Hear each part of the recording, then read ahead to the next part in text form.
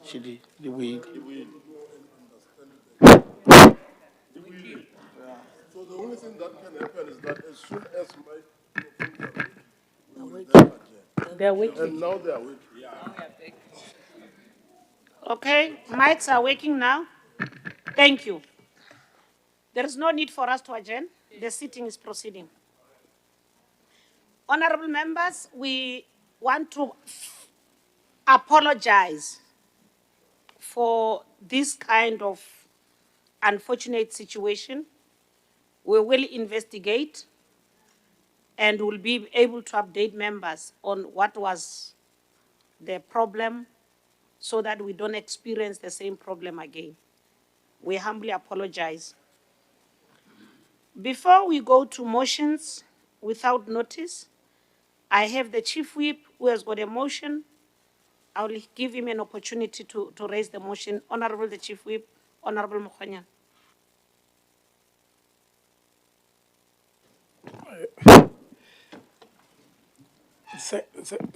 Thank you very much, Honorable Speaker. Good morning to yourself and members of the Executive Council and members of the Provincial Legislature and guests in our gallery. Honorable Speaker, I'm rising on Rule 17.3 and would want, in terms of that rule, that given that there are no presiding officers other than yourself, and probabilities are that nature might call at some point in time, we would therefore propose that we elect a stand-in presiding officer for today's sitting. And I would therefore nominate Honorable Joshua Makhado as the stand-in presiding officer for the day. Indeed, honorable members, before I give you to second, Honorable the Deputy Chief Whip as well is in Chicago. So that's the reason why the Chief Whip is raising that motion. Can I then get a seconder to the motion? Honorable Mahasela, Mantata Mahasela.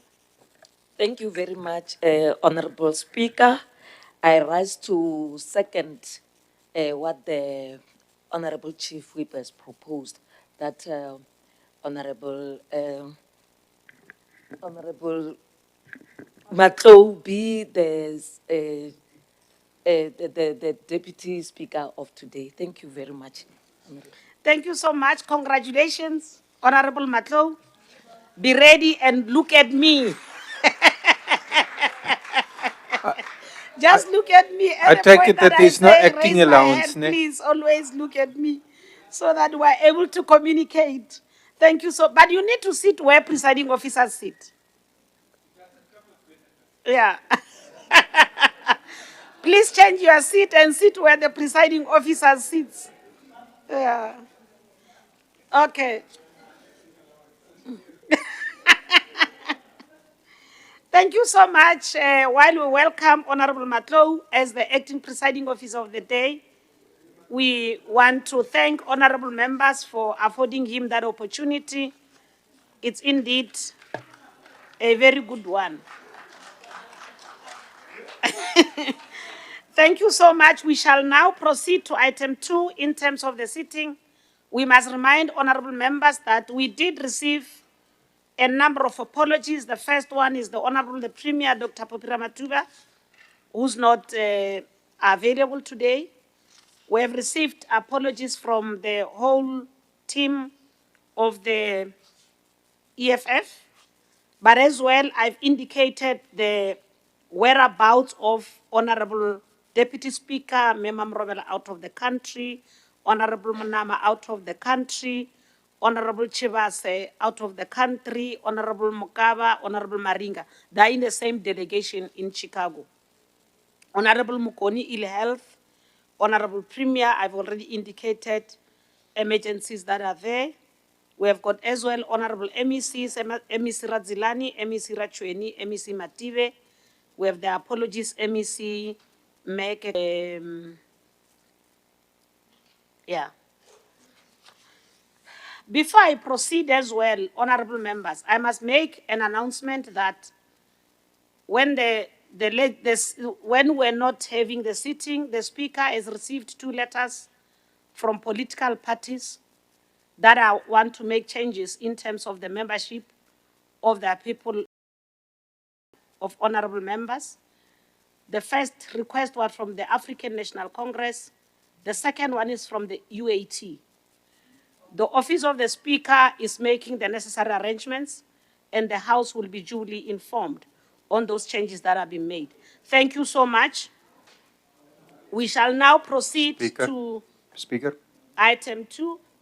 Honorable. Thank you, Speaker. Can you just note the apology for Wilson? It was also sent to you. Maybe you've just missed it. Thank you. Indeed, it might be because of a long list, the apologies noted of Honorable Wilson. It must be noted accordingly. Thanks very much, honorable members who are now at item 2. Are the motions without notice in terms of House Rule 145? The answer is yes. There are 2 motions, one from the African National Congress and the other one from the DA. The African National Congress. Honorable Libya.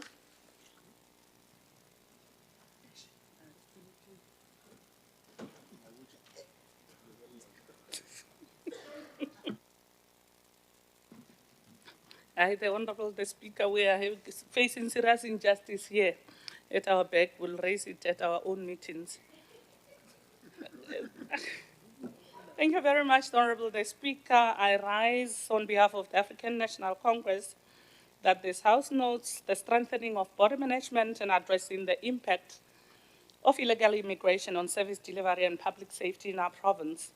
I hereby move that this House debates the impact of illegal immigration on service delivery, public safety, and socio-economic development in Limpopo province.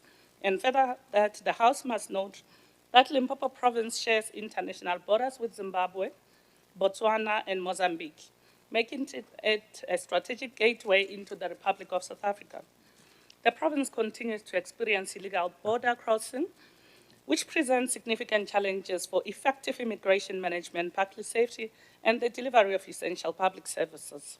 Communities across the province, the Honorable the Speaker, has expressed growing concerns regarding the increasing pressure placed on healthcare facilities, schools, housing, social services, and other public infrastructure as a result of undocumented migration. Illegal immigration is often exploited by organized criminal syndicates involved in human trafficking, vehicle smuggling, illicit trade, stock theft, document fraud, and other cross-border criminal activities that undermine the rule of law and threaten the safety of our communities in our province. The Constitution, therefore, the Honorable the Speaker of the Republic, assigns responsibility for immigration, border management, and international relations to the national sphere of government, requiring coordinated action between all spheres of government. Therefore, South Africa remains committed to the principle of the Constitution, the rule of law, human dignity, human rights, and regional cooperation within the SADC region.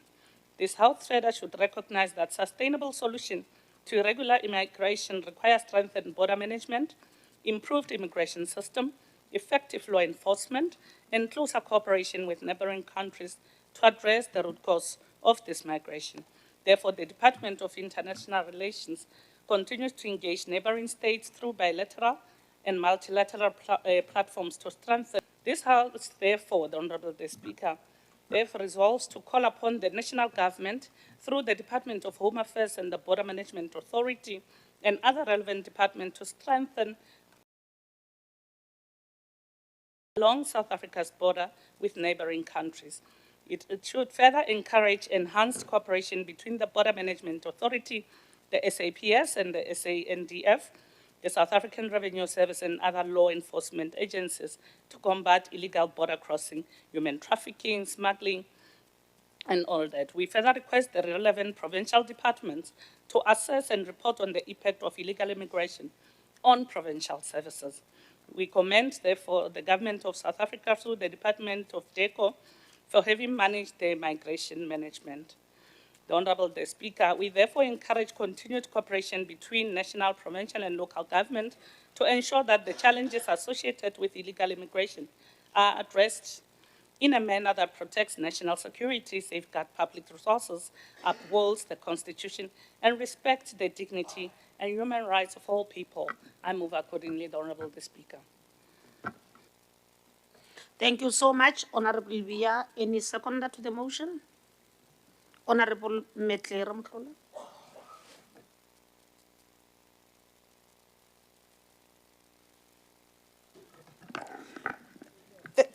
Thanks very much, Honorable Dr. Speaker. I therefore support the motion as moved by Honorable Lebeya. Ra leboga me P R Mphephu. We shall now move to the second motion. Honorable Small. Thank you, Honourable Speaker.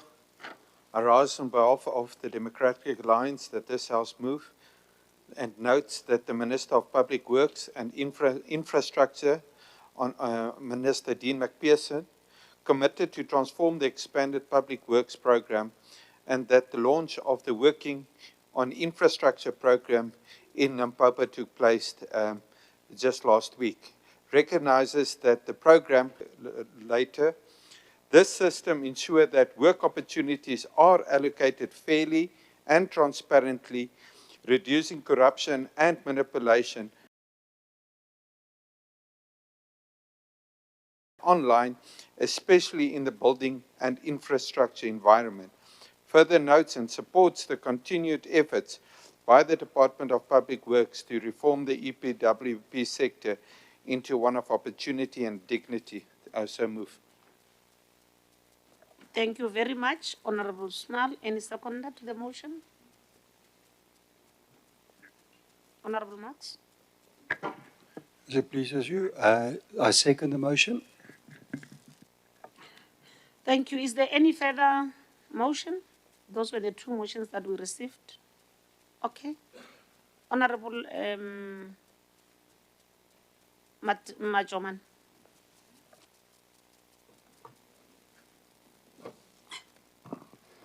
Thank you very much, Honorable Speaker, Mahorena Honorable Makhado, Dr. Makhado. I rise to represent the ANC with a motion without notice. Honoring Nelson Mandela through strengthening social cohesion, youth empowerment, and community development during Mandela Month in Limpopo Province. I hereby move that this House knows the significance of Mandela Month as a period of reflection and action, with specific reference to advancing social cohesion, youth empowerment, and community development in Limpopo Province in honor of the legacy of former President Nelson Rolihlahla Mandela. Honorable Speaker, to dedicate 67 minutes of service to their communities in recognition of Mandela Month, 67 years of public service.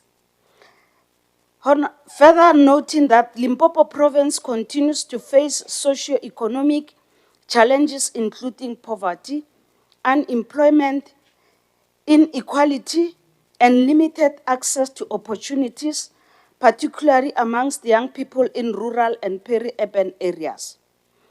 Honorable Speaker, acknowledging that Nelson Mandela's legacy is rooted in the values of reconciliation, dignity, equality, education, and service humanity, which remains relevant in addressing present-day societal challenges.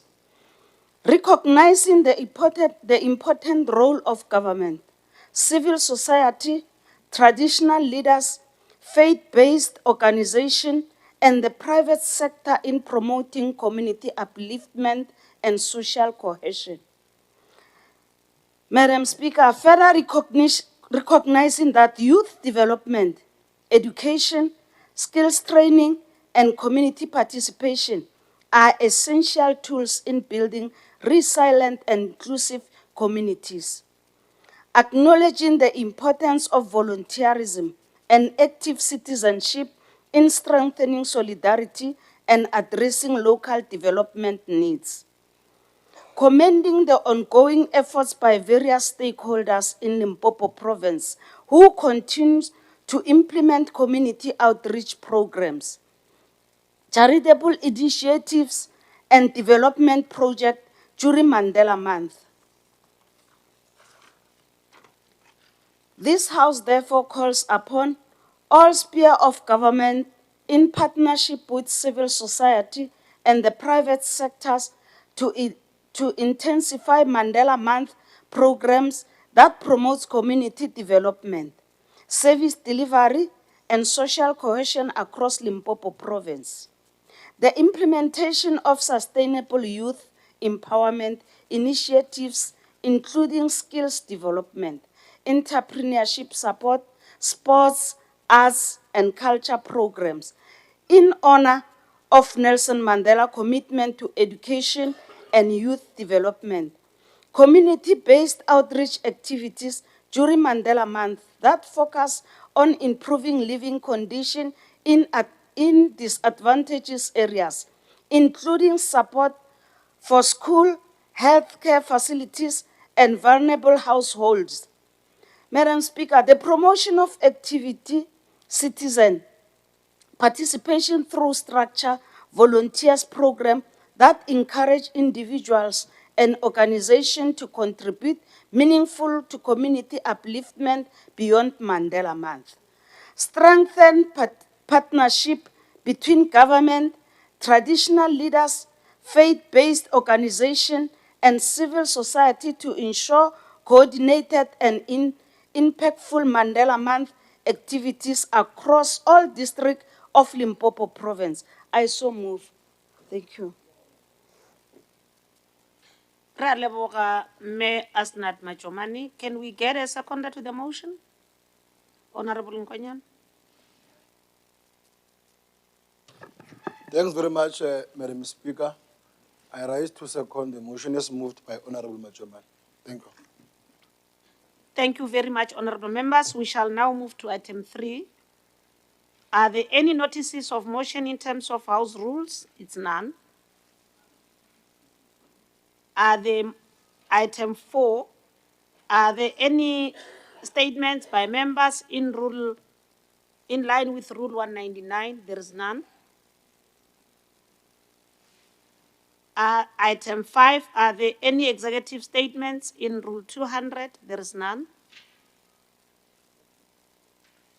Item 6, are the tabling of committee reports, other reports and papers? 6.1.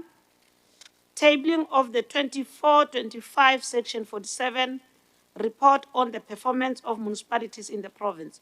Honorable MEC Makamu, the MEC for Department of Cooperative Governance, Human Settlements and Traditional Affairs. Honorable Makamu.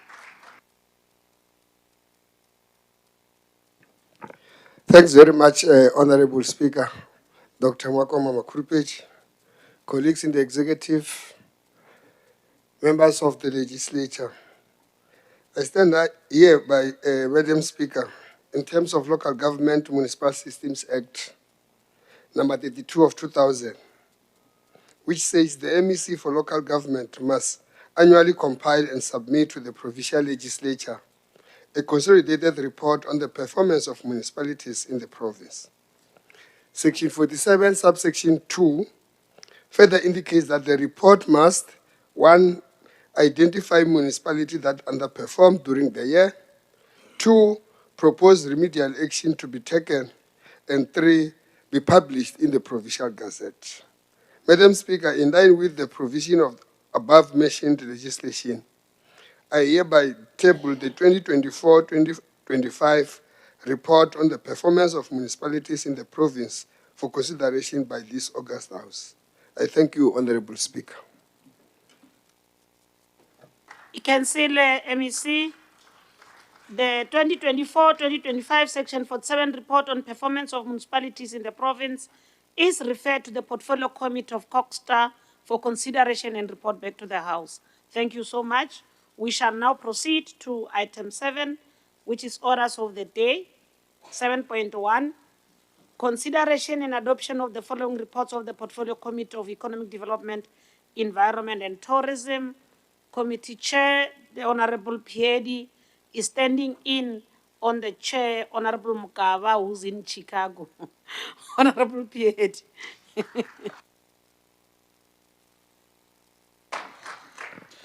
Thank you very much, Honorable Speaker.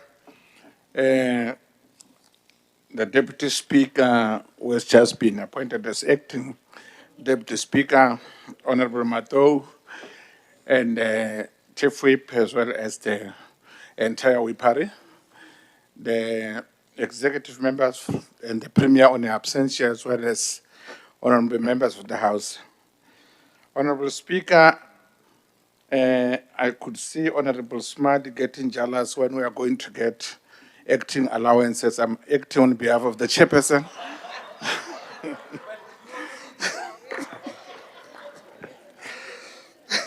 Honorable Speaker, I rise before this House to present reports, the following reports on the Portfolio Committee on Economic Development, Environment, and Tourism for consideration and adoption. The reports are as follows. You will guide me, Honorable Speaker, because it's a list of items to be presented. The number one is the 7.1.1 on the 2025 and 2025-2026 second quarter report on LEDET. And the second one is the 7.1.2, the 2025-2026 second quarter report on LEADER. 7.1.2. Chair, you read one by one, and we get it a seconded. Yeah, you read one by one. Yeah. That's why I said I Yes. need your guidance. Thank you very much. I will do that.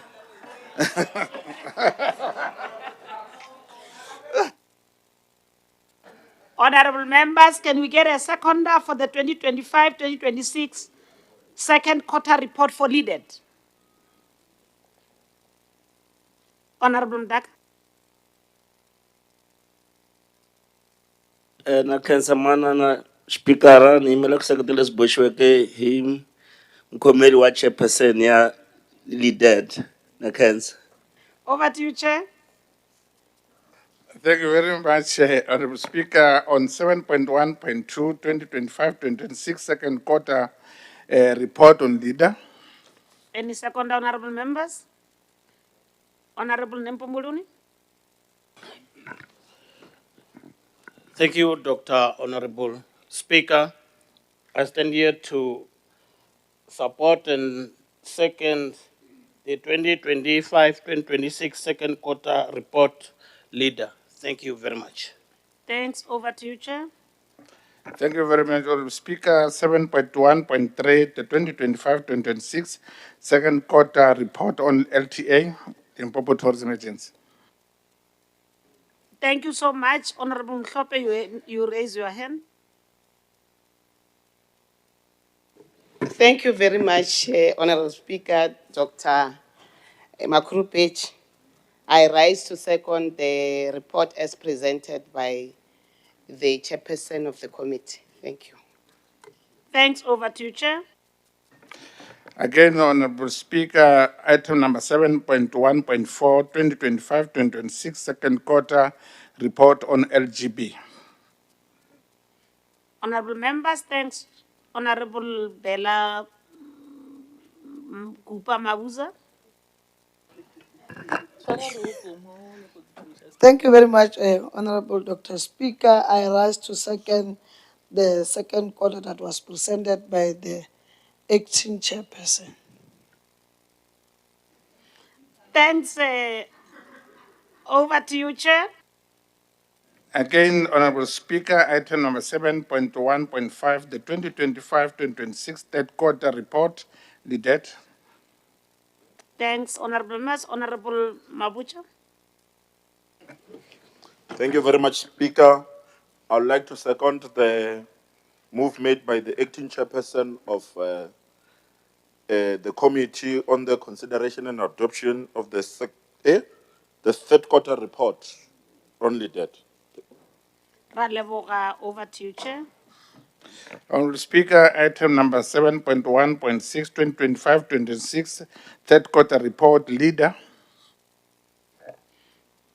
Any seconder, honorable members? Honorable Spopelo.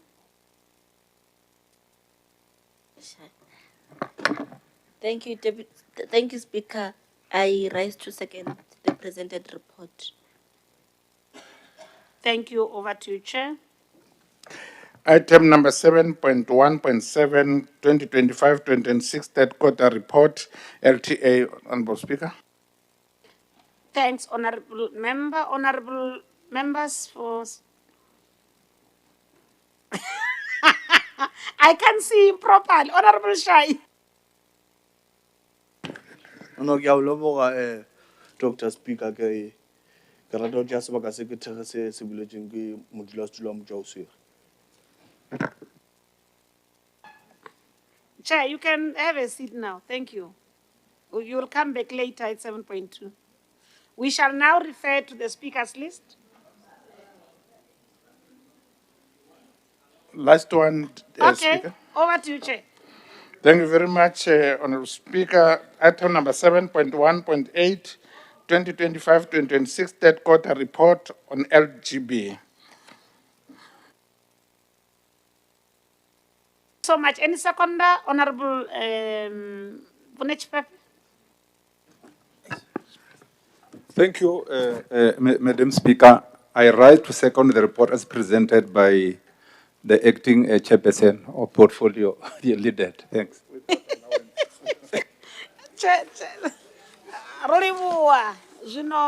We shall now refer to the speakers list. Honorable Machomani Jemina Deli. She's the one opening the debate.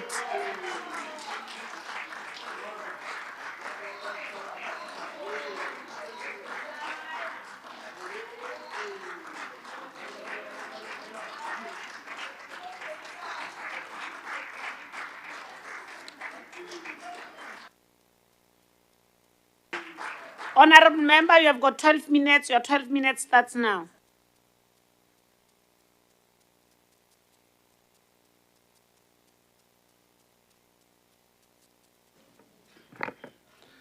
Thank you very much, Honorable Speaker, Dr. Makhado Peche, for the opportunity.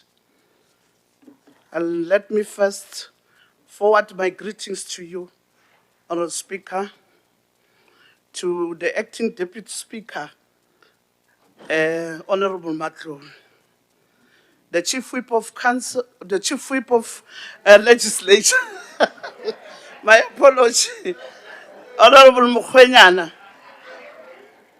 and the entire whip. Honorable MBCs who are present today, my greetings to you.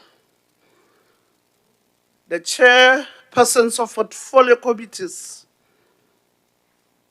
members, citizens of Limpopo, Sanbonan, Nijani, Siabonga. We meet again in July. Nelson Mandela Month, a month our nation has set aside not for empty ceremony, but for renewed commitment to service. 67 minutes of our time is asked of us each Mandela Day to remember 67 years Madiba gave to the struggle for freedom. Today, in this chamber, Honourable Speaker, I ask that we give more than 67 minutes. I ask that this House give the full weight of its constitutional oversight power to scrutinizing the performance of Limpopo Economic Development Agency and the Limpopo Tourism Agency, because our people in the villages of Sikukuni, the township of Mopane, the farms of Waterberg, and the streets of approaches to markets. An agency simple failing to account for how it has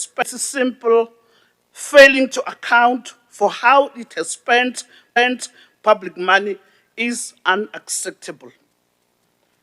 Public money is unacceptable. Nelson Mandela once said that, I quote, Education is the most powerful weapon which you can use to change the world, close quote. But I say to this House that transparency is the twin weapon alongside it, for without transparency, even the best funded program cannot be trusted by the very people it is meant to serve. I call on leader, boards, executive management to appear before this committee and explain in full why this report was not submitted, and to table the outstanding figures without further delay. Let us examine the substance of leaders' performance nonetheless. In the second quarter, the agency achieves only 6 out of 10 targeted indicators, a 60% achievement rate. Honourable members, this is the kind of number that should trouble every member of the House who takes seriously our mandate of economic transformation. Corridor Mining Resources, Leaders Mining subsidiary, reported that it's explored 2 mineral beneficiation deposits, but the sustainability targets around the Tshepong and Fumani mines remain years away from delivering dividends, with the entity indicating that current mining method will take up to 15 years before returns materialize because of exit debts. Honourable members, 15 years is a generation. Our young people cannot be asked to wait a generation for the minerals world beneath their feet to translate into jobs and shared prosperity. Oliver Tambo taught this movement that we seek to create a united democratic and a non-racial society.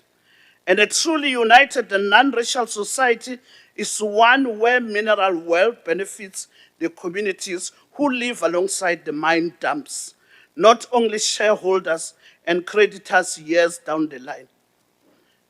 There was better news on agro-processing. By the second quarter, the committee was informed that the long-delayed Wahom Abattoir and the Mashashana hatchery had finally become operational. Milestone this committee has pushed for across multiple oversight visits. This is proof, Honourable Speaker, that sustained parliamentary pressures works, and that when the ANC-led portfolio committees keep its foot on the pedal, entities respond. On investment promotion, honourable members, I bring genuinely exciting news to this House. LEADER has targeted 120 million in investment pledges for the third quarter through its investment conference. The conference delivered 170 billion rand in pledges. This is not a typographical error. This is the scale of confidence that can be attracted to Limpopo when government creates the right platform. However, Honourable Speaker, pledges are not projects. And this committee must insist, as President Cyril Ramaphosa has insisted nationally through his investment drives, that Tumamina, send me, must become Tumayona for this money. Send the investment, follow through, and convert paper commitments into shovels in the ground. Factories built and workers employed. We cannot allow this historic pledge figure to become a press release than it never actioned. On job creation, Honourable Speaker, I must report the most sobering figures in this entire set of documents. Leaders group-wide outcomes for job creation carried an annual target of 25,000 jobs. In the first quarter, only 1,284 of the targeted of 3,500 jobs were created. In the second quarter, 0 jobs were created against a target of 3,500. In the third quarter, 0 jobs were created against a target of 7,400. Honorable members, this cannot stand. The agency has explained that an internal audit found misalignment between the technical indicators description and the performance indicators itself, meaning that the job facilitated through leader were not being correctly counted, and that delays at the Musina, Makhado, and Sefateng special economic zones contributed further to the shortfall. I accept that indicator design matters and that the annual performance plan is being amended for shareholder approval. But, Honourable Speaker, an unemployed young person in Kiani or in Bilabila does not experience the difference between a misdesigned indicator and genuinely unfilled job. Unemployment is unemployment. This committee demands a fully corrected APP, submitted on time, and a credible fourth quarter recovery plan that finally puts rest jobs, real job properly measured into the hands of our people. On enterprise support, there is a more encouraging news. In the third quarter, Leader Enterprise and Development Finance Division dispersed 3.9 million in business loans against a target of 1.5 million and supported 241 enterprise against a 2-year cycle target of 200. 25 military veterans-owned enterprises were supported through a 12-month incubation program. Meeting that target in full, on procurement leader spent 44.4% of its budget on women-owned enterprises and 49.2% on youth-owned enterprises, both comfortable exceeding targets. Yet, once again, this House must note that expenditure on enterprise owned by persons with disability stood on veterans-owned enterprises was equally only on 0.55% against a 2% target.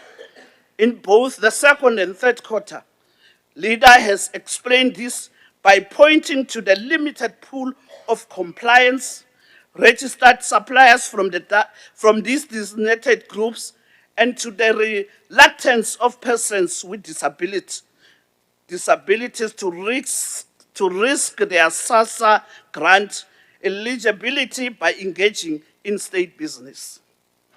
Honourable Speaker, this is a structural problem that goes beyond Leader alone.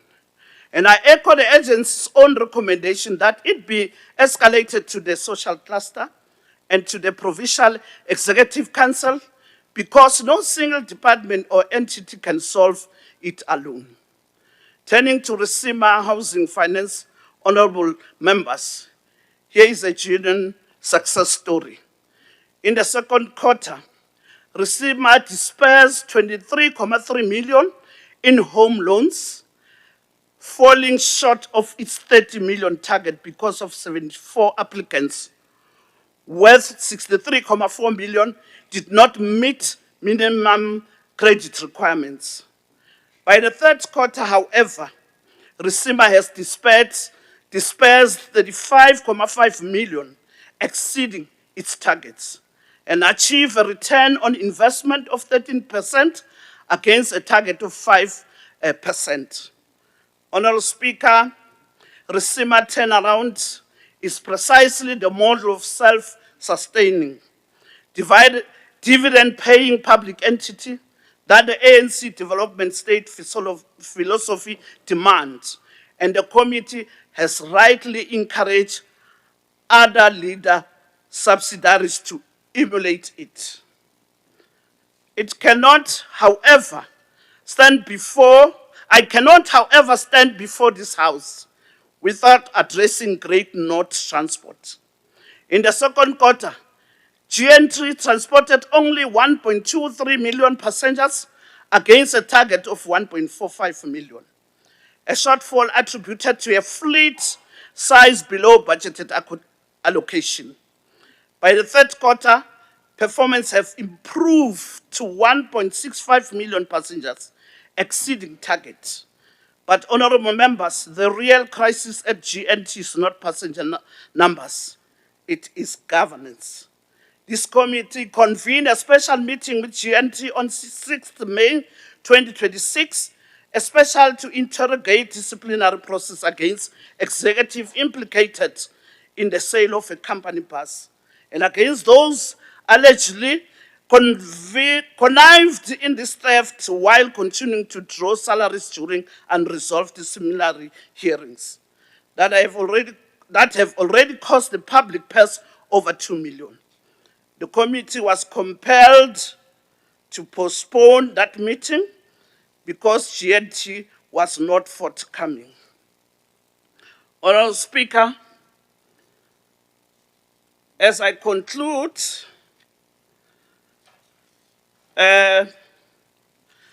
second on the office of the Chief Executive Officer and Corporate Service Program at LTA, the committee notes that the agency achieved its stakeholder engagement targets in full in both quarters under review, engaging two tourism stakeholders as planned in each period. Honourable Speaker, as I conclude again, let me return once more to the spirit of Mandela Month. Leaders' 170 billion in investment pledges seemed impossible before that conference. Resima return to profitability seems impossible after years of underperformance. The operationalization of the Libuahoma Abattoir seemed impossible after years of delay. And yet, each of these was done because government and the committee refused to relent. Let the same discipline now be applied to job creation, to consequence management at Great North, to procurement transformation for persons with disabilities and military veterans, and to the filling of vacant posts at Limpopo Tourism Agency. The ANC did not liberate this country to preside over comfortable underperformance. We liberated it to build, brick by brick, quarter by quarter, the development state that Mandela, Tambo, Mbeki, and Ramaphosa, all in their own time, gave their lives to make it possible. I thank you. Honourable Speaker, Dr. Makoma, thank you very much. I realize that you were just saying in conclusion, and I gave you additional minutes to conclude deliberately.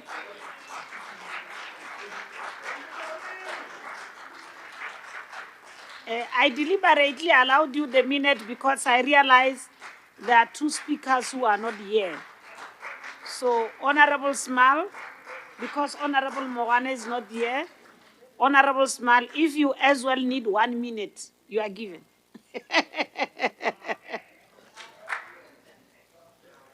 Honourable Speaker, I'll make you happy today. I'll take away a minute. I'll make the day short.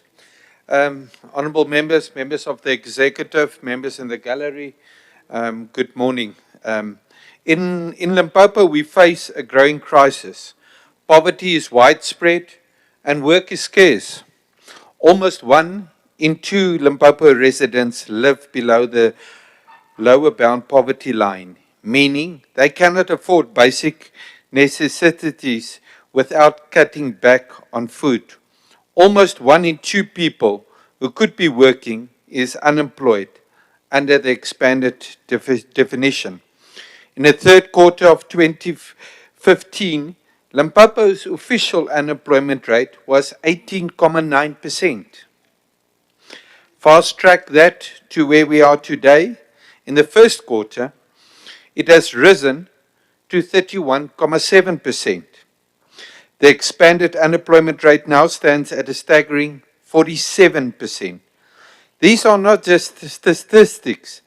They represent families without secure incomes, young people without opportunities, and communities increasingly dependent on social grants because the provincial economy is failing to create enough sustainable jobs.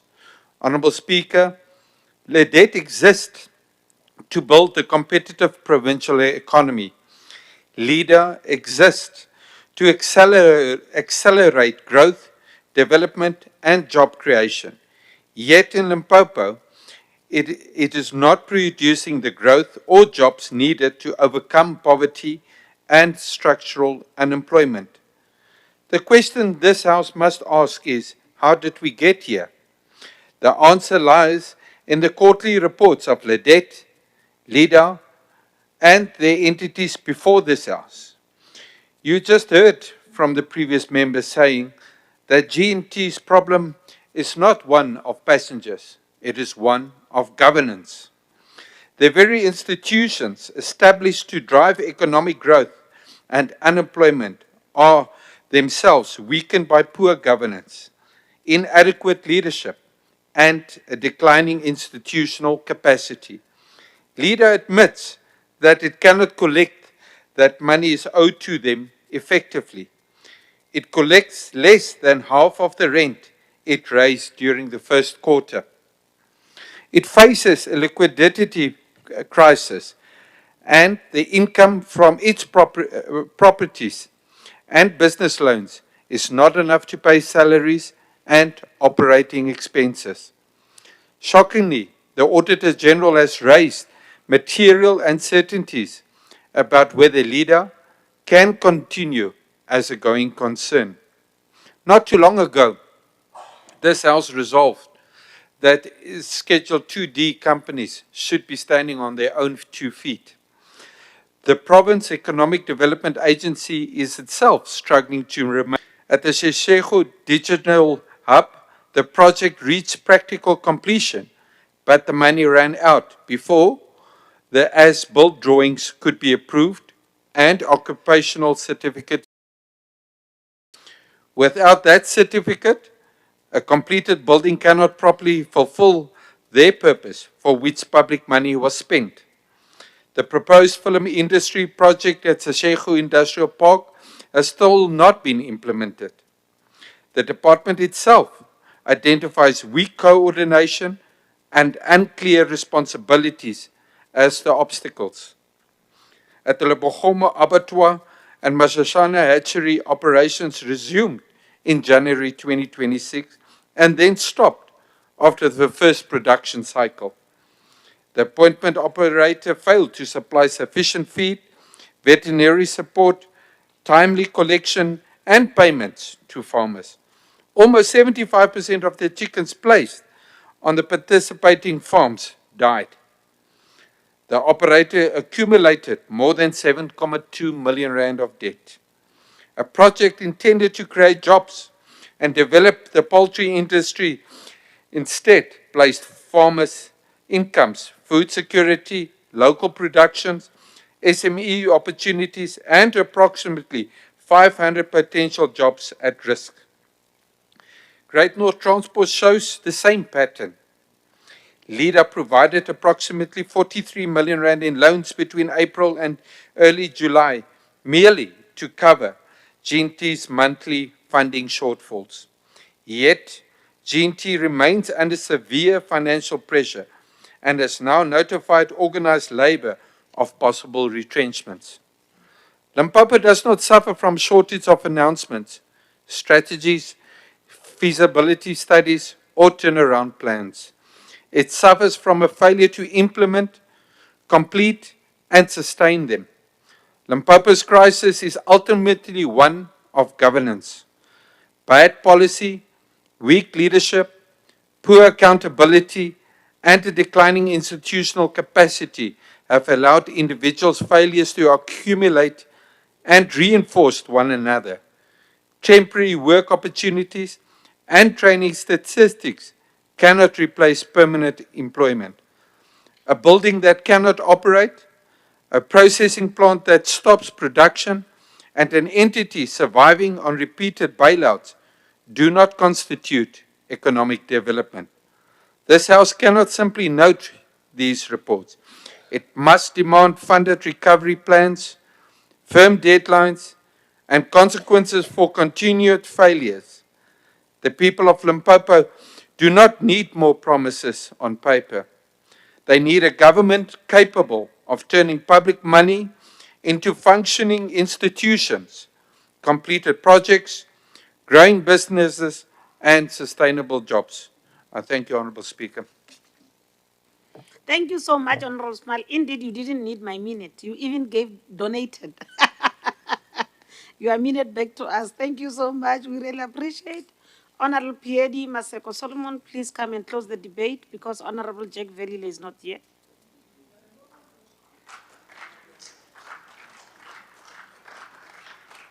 And when you finish, you don't have to go back to your seat. You just sit where you are. Thank you. Yeah.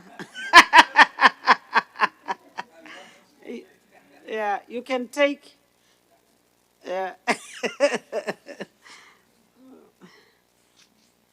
Over to you, Acting Chair. Thank you very much. Thank you very much, Honorable Dr. Makoma Kuripej. I rise on the already protocol established. May I, Honorable Speaker, rise on the floor of this Limpopo legislature in the month of July, the month in which our nation pauses, not only our nation, but the world at large, to honor the life, the labor, and the legacy of Nelson Rolihlahla Mandela. It is not a coincidence that we debate these performance reports in Mandela Month, because everything Madiba stood for, service before self, accountability to the people, and the unrelenting pursuit of better life for all, is precisely what he measure when we interrogate quarterly performance of our departments and public entities. Honorable Speaker, Madiba once reminded us that education is the most powerful weapon which you can use to change the world. As Honorable Matsumane already has quoted that, and I submit to this House that oversight too is a weapon we must wield or uphold without fear or favor to change the material conditions of our people. Once again, Honorable Speaker, the African National Congress does not come to this podium to defend mediocrity, nor does it come here to indulge in cheap politicking for its own sake.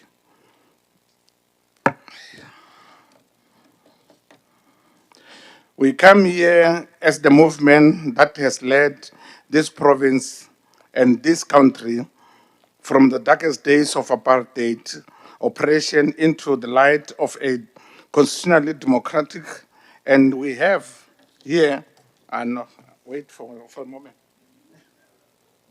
My eyes are not doing any favor for me. Sorry for that, Honorable Speaker. We come here as the movement that has led this province and this country from the darkest days of apartheid oppression into the light of a constitutional democracy. And we have come here understanding that democracy without delivering is an empty shell. It is in that spirit that I address the 2025-26 second and third quarter performance report of the Department of Economic Development, Environment and Tourism, and of the Limpopo Gambling Board. Honorable Speaker, in the second quarter of the 2025-26 financial year, LEDET recorded a mixed performance across its 4 programs. Program 1 in administration, it achieved only 6 out of 9 targets indicators, which stands at 67% achievement rate. By the third quarter, this had improved marginally to 7 out of 9 at 71% achievement rate. Honorable Speaker, and honorable members, this incremental improvement is not an accident. It is as a result of portfolio committee that has kept its foot on the accelerator of accountability, and a department that, to its credit, has responded to our resolutions rather than ignoring them. The department reported that all 301 employees complied with disclosure of financial interests in the second quarter and by the third quarter, which totaled the number of 1,426 out of 1,426 invoices. Fully 100% were paid within 30 days. This is precisely that kind of clean administration that our people deserve and that the Auditor General demands for us.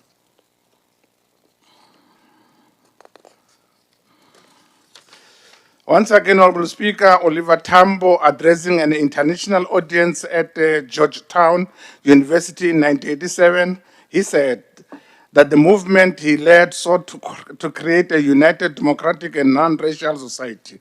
Comrades, a united and non-racial society is also a society where a veteran who fought or citizens living with disability is not locked out of the economy by red tape and by databases they cannot access. This committee has resolved, and I reaffirm today, that LEDET must strengthen its capacity building in intervention for these designated groups as a matter of urgency, not as an afterthought. In Program 2, Honorable Speaker, Integrated Economic Development Services, the department achieved 14 out of 60 indicators in the second quarter, which makes 88%, and improved to 13 out of 14 in the third quarter, which makes 93%. Honorable members, behind these percentages are real stories. 124 new businesses registered in the second quarter, exceeding the target of 25, in direct response to the presidential directive to formalize partner shops and root out illegal trading. By the third quarter, this figure had climbed to over 66 new businesses registered against the same target, again exceeding expectations, though the department candidly reported the continuing challenge of South African citizens fronting for foreign nationals in business registration. Once again, Honorable Speaker, we must not be naive about this challenge. It requires interdepartmental collaboration with Home Affairs and with SAPS, and I call on the plan to this House on how this loophole will be closed. On our consumer protection, the department finalized 100% of complaints received within the legislated timeframes in both quarters, 21 out of 21, and in quarter 2, 15 out of 15.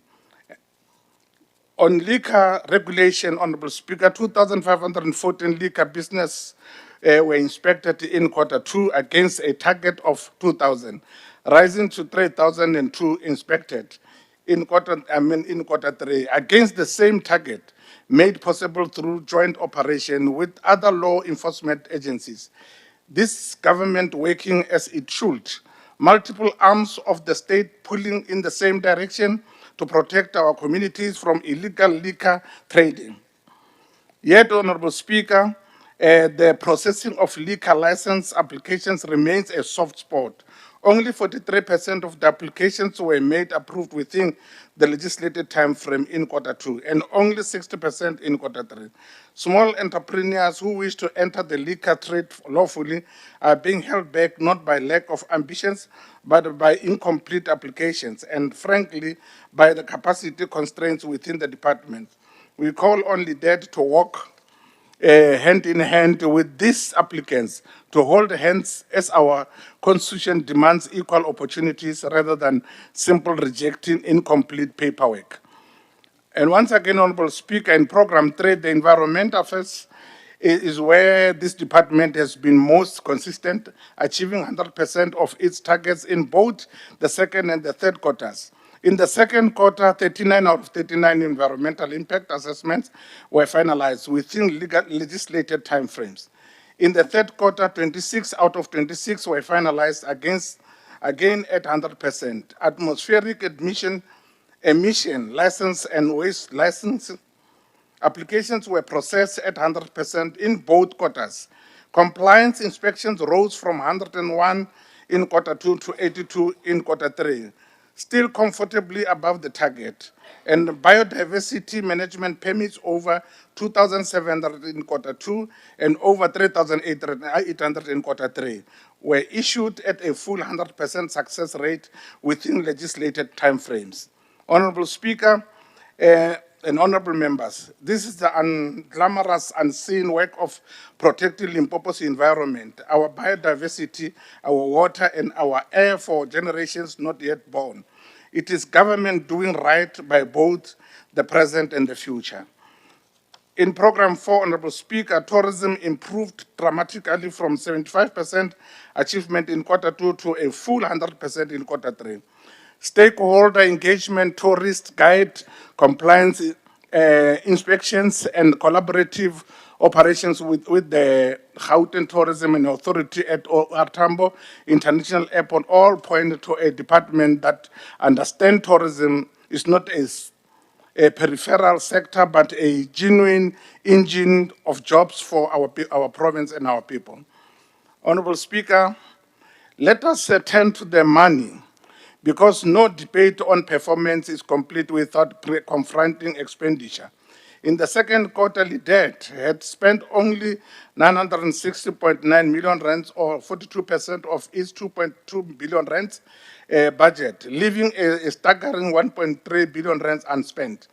By the third quarter, Honorable Speaker, cumulative expenditure had reached 1.2 billion rands, or 59%, again, an adjusted budget of 2.1 billion rands. A budget that itself had been cut by 186.6 million rands, or 8.2 million rands, 8.2%. Honorable members, under expenditure in a province with an unemployment and poverty levels we carry in Limpopo is not a technical accounting matter. It is a moral failure when it happens without explanation. This committee has resolved that the department must account in writing and in detail for why expenditure lacked, and must demonstrate a credible plan to spend and the remaining balance in a manner that creates real economic value before the financial year closes. As President Cyril Ramaphosa reminded the nation when he invoked the words, "Tumamina sent me," leadership in the ANC tradition is about volunteering oneself for the hard work for turning promises into delivery. We cannot allow budget to gather dust in treasury accounts while our people wait at the doors of opportunity. Let me turn now to the Limpopo Gambling Board, Honorable Speaker. The Limpopo Gambling Board occupies a dedicated space in our economy. It must regulate an industry that generates real revenue for this province, while protecting our communities from the very real social harms that gambling addictions inflicts on families. In the second quarter, the board achieved 9 out of 10 performance targets, a 90% achievement rate, with the single shortfall being that of 172 out of 173 invoices, or 99.4% were paid within 30 days, a minor variance caused by a SETA invoice held by the insufficient budget for disaster recovery. By the third quarter, the board achieved all 7 of its target indicators, a full 100% achievement. Honorable Speaker, the committee also noted the concern the license revocation of Plain Bingo Pty Ltd, arising from the entity's failure since 2020 to build a promised boutique hotel, its failure to properly account for its corporate social responsibility spend, and its failure to pay levies owed to the board issue since November 2022. Nelson Mandela taught us that the accountability must apply equally, without fear or favor. Indeed, the very foundation of our constitution rests on the principle that, as I conclude, Honorable Speaker,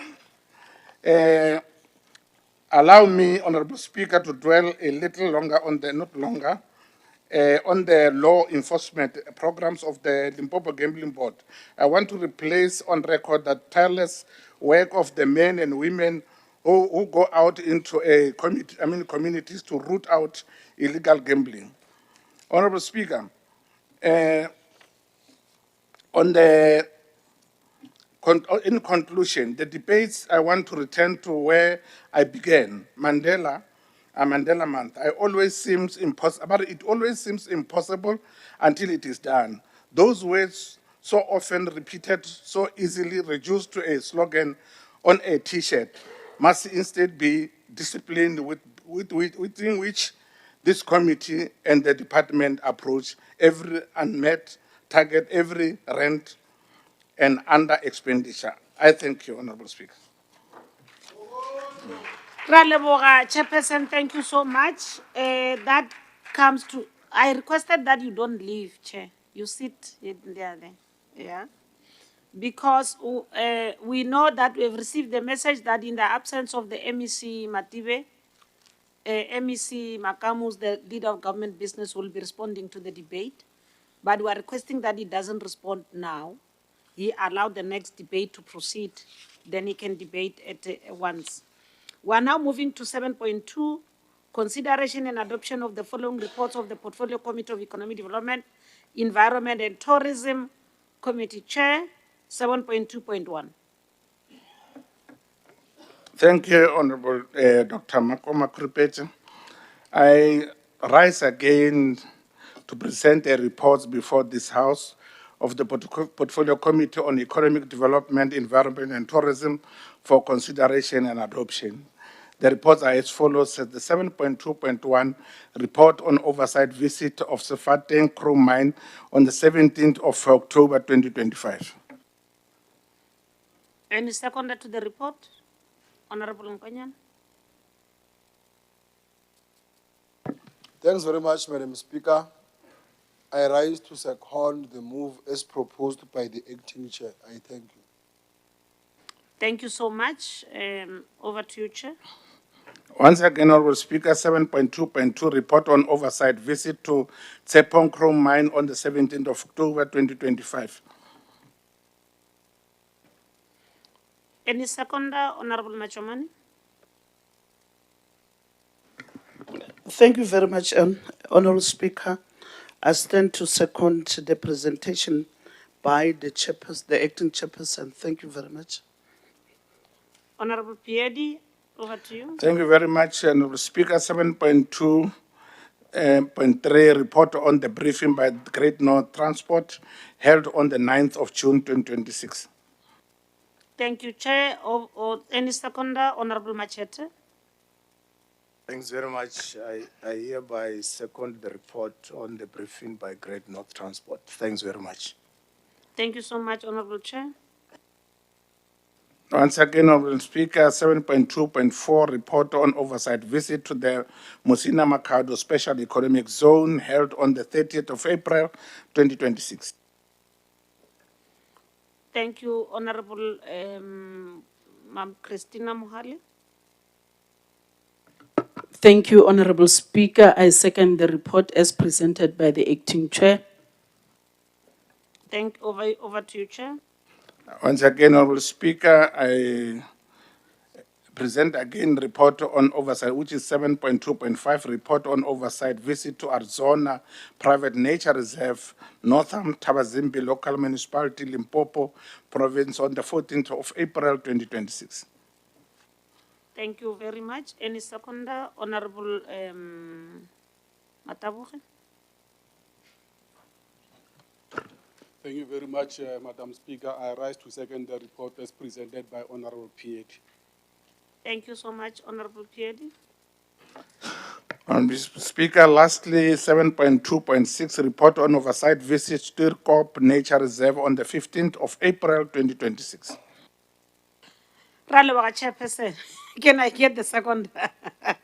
Finally, Honorable Spuru. Thank you, Honorable Speaker. I rise to second the move by the acting chair without the allowance.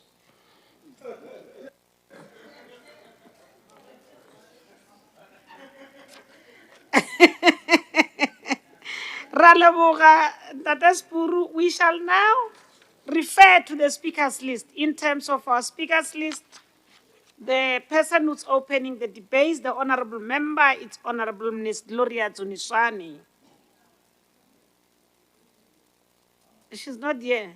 Who's debating on her behalf? She's not here. Honorable Pela Kupamabuza is debating as the opening debate.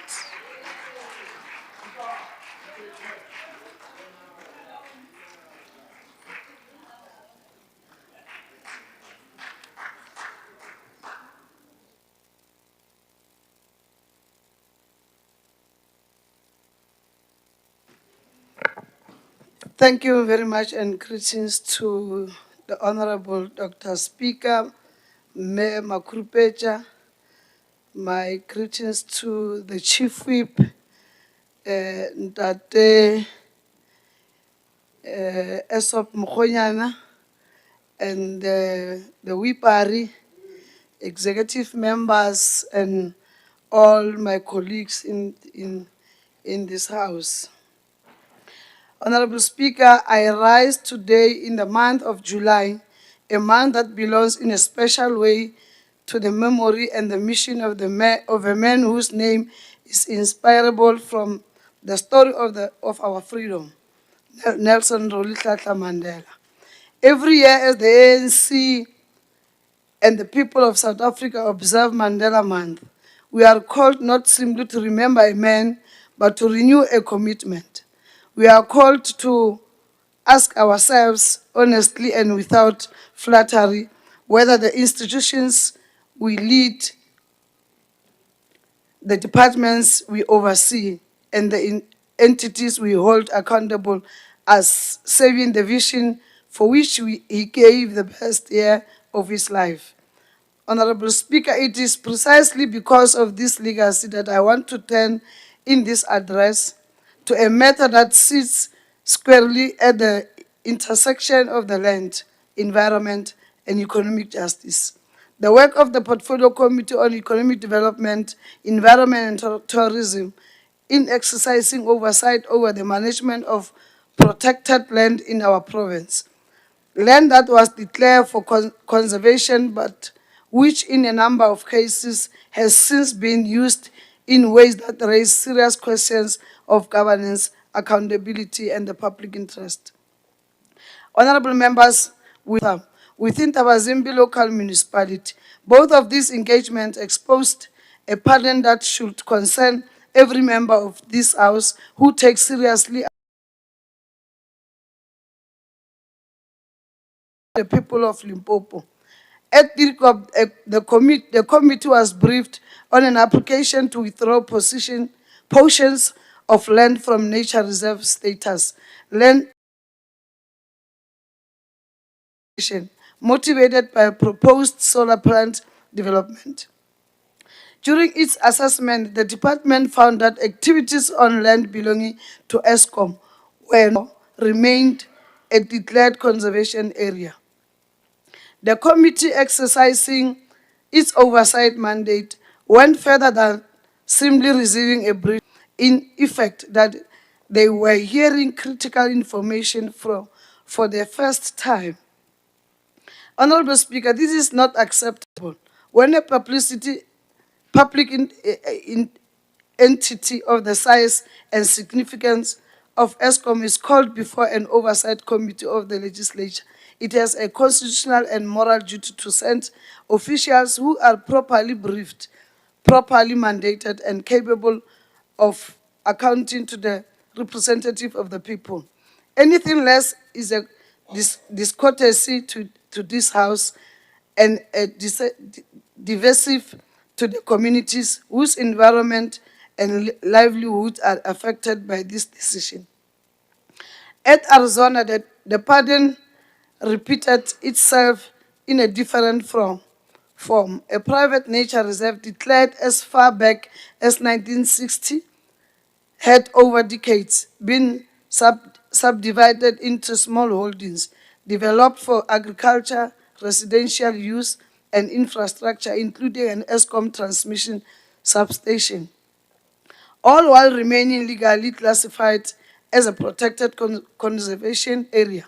An application for a proclamation linked this time to proposed battery energy storage system developments in support of renewable energy and grid stability revealed that historical legislative gaps and absence of clearly designated management authorities and weak title deed endorsement processes had allowed this transformation to occur with limited regulatory oversight.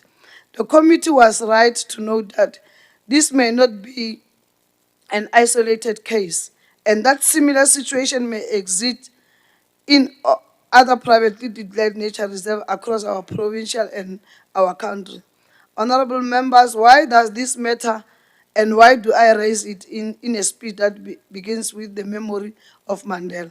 It matters because land is never a neutral, technical or administrative question in the country. Land was the first and the most enduring instrument of our oppression. It was through the land disposition that the apartheid state impoverished the majority and enriched a minority. It is through the just, transparent, and lawful management of land, including land held for conservation, that we honor or betrayed the promise of the freedom Mandela and his generation fought and suffered for. When public entities treat protected land as though it were subject to no accountability, when developments proceed for years without adequate governance, and when officials appear before this for how public and communal resources are managed, we are not dealing with a mere administrative oversight. We are dealing with a continuation of the very culture of an movement was formed to destroy. The recommendation that emerged from this oversight visit deserve the full support of this House. ESCOM must ensure that appropriately senior, properly mandated officials, particularly those responsible for land management, environmental compliance, and legal affairs, attend future engagements with this legislature and must furnish the committee with a comprehensive written account of the status of the affected land, current activities, environmental compliance measures, and future development plans. The department must continue to public participate within a protected area. Governance and monitoring mechanism for the declaration and management of both public and privately declared nature apply equally. That no institution, however powerful, stand above accountability to the people through their elected representatives. He also taught us that development and environmental stewardship are not enemies of one another, but that both must be pursued honestly, transparently, and in genuine partnership with affected communities, not as an afterthought once irregular activity has already taken root. The renewable energy ambition associated with both the development at one and the battery storage system at the other are not in themselves objectionable. Indeed, they align with our national priorities of energy security and a just transition to a low-carbon economy. But the just transition, honorable members, must be just in its process as well as its outcome. It cannot be built on land whose legal status has been quietly ignored for years, nor can it proceed without full, transparent public participation and without government entities such as ESCOM take their accountability to this legislature seriously. As we approach the end, the Mandela Month, let this portfolio committee's oversight work stand as one small but concrete example of what it means to keep faith with his leaders. It is not enough to unveil status, to plant trees, or to spend 67 minutes in community service, worthy as those gestures are. Honoring Mandela means doing the harder, less glamorous work of holding power accountable, of insisting that our public entities respect the law, of protecting our environment for future generations, and of our ensuring that the benefit of development, whether from mining, energy, or tourism, reach an ordinary people of our province and not only a privileged few. Honorable Speaker, the ANC has allows understood that our revolution is unfinished. Political liberation in 1994 was a monumental achievement, one that this generation must never take for granted. But Mandela himself reminded us that freedom is not a single event. It is a process that each generation must carry forward through its own struggle and its own diligence. The struggle today is fought not with rifles but with oversight visits, with committee reports, with the discipline to ask hard questions of powerful entities, and with the courage to demand accountability, even from institutions as significant as ESCOM. I therefore call upon this House to adopt the recommendation of the committee in full, to insist on strict timeframes for their implementation, and to ensure that follow-up oversight visits take place so that we can verify with our own eyes that our instructions have been heeded. I call upon the department to treat the management of our nature reserve, public and private alike, as a matter of the highest governance priority, not a peripheral administrative concern. And I call upon every member of this House in this month of July to reflect on what it truly means to carry forward the legacy of a man who spent 27 years of his life so that the majority of our people would never again be strangers in their own land. Let us honor Nelson Mandela not only with our words this month, but with our vigilance every month of the year. Let us ensure that the land of Limpopo, whether declared for conservation, for energy generation, or for the benefit of surrounding communities, is managed with the integrity, transparency, and justice that our people were promised and that our history demands. Honorable Member, allow me to close with a reflection on why this legislature itself matters in the story I have told you today. Under apartheid, the majority of the people of this province, indeed of this country, had no legislature of their own choosing, no representative to whom a public entity was obliged to account, and no forum in which the mismanagement of land or resources could be exposed and corrected through democratic means. Traditional authority over land was undermined. Colonial and apartheid administration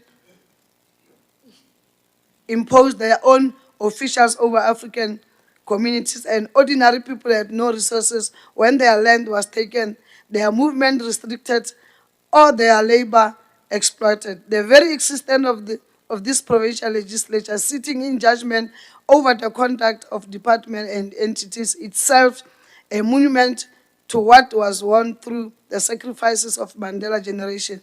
Every time this committee travels to a nature reserve, a mine or a state-owned entity, any demands answers, we are exercising a right that was denied to our parents and grandparents. We must never treat that right lightly. It is also worth reminding this House that Mandela's understanding of freedom was never narrow political. He spoke often of the need for economic inclusion, of ensuring that ordinary South Africans could see and feel the benefits of democracy in their daily lives, whether through access to land, water, electricity, education, or economic opportunity. The debates before this committee, whether about the withdrawal of nature reserve status to make way for solar and battery storage infrastructure, or about the government's failures that allow private nature reserve to be subdivided without proper oversight, are ultimately debates about whether the benefits of our natural resources and our developmental projects will flow fairly to the people of this province, or whether they will once again be captured by those with the resources and the access to manipulate slow-moving bureaucratic processes to their own advantage. This is precisely the kind of vigilance Mandela asked for us when he warned throughout his presidency that our new democracy would only be secure if its institutions serve the poor and the marginalized, not merely those already privileged by history. Honorable Speaker, I want to also acknowledge the seriousness with which this committee has approached its mandate. It will have been easy to accept the department's briefing at face value and move on. Instead, members insisted on physically inspecting the affected sites, engaging directly with stakeholders, and pressing ESCOM 30 on questions they were clearly not prepared to answer. Honorable Speaker, as I conclude, was the very thing apartheid was built to deny the majority of our people. In this month of July, as scores of South Africans across the country undertake community service, clean rivers, renovate schools, and visit the elderly in the spirit of Mandela example, let this legislature undertake its own form of service, rigorous, infringing oversight of every institution entrusted with the resource of our people. That is our 67 minutes extended across every sitting day of the year. Honorable Speaker, let me thank the members in wishing me the best and the fruitful happy birthday yesterday. I really enjoyed it, and thank you very much. Thank you very much. Thank you very much, Honorable Mabuza. Thank you very much, and greetings to the members of the Executive Council present here, the Honorable Chief Whip, the Whipari, and honorable members who are in the sitting, and all acting members who have been doing a wonderful job. You'll get your bonuses, don't worry. I'm in charge now. Thank you very much. Without much ado, let's go to item number 2. Honorable Magana Mugali Khutazo, she's not here. And we'll go to item number 3. I'll call upon Honorable Smale to make a presentation. Because you have 7 minutes.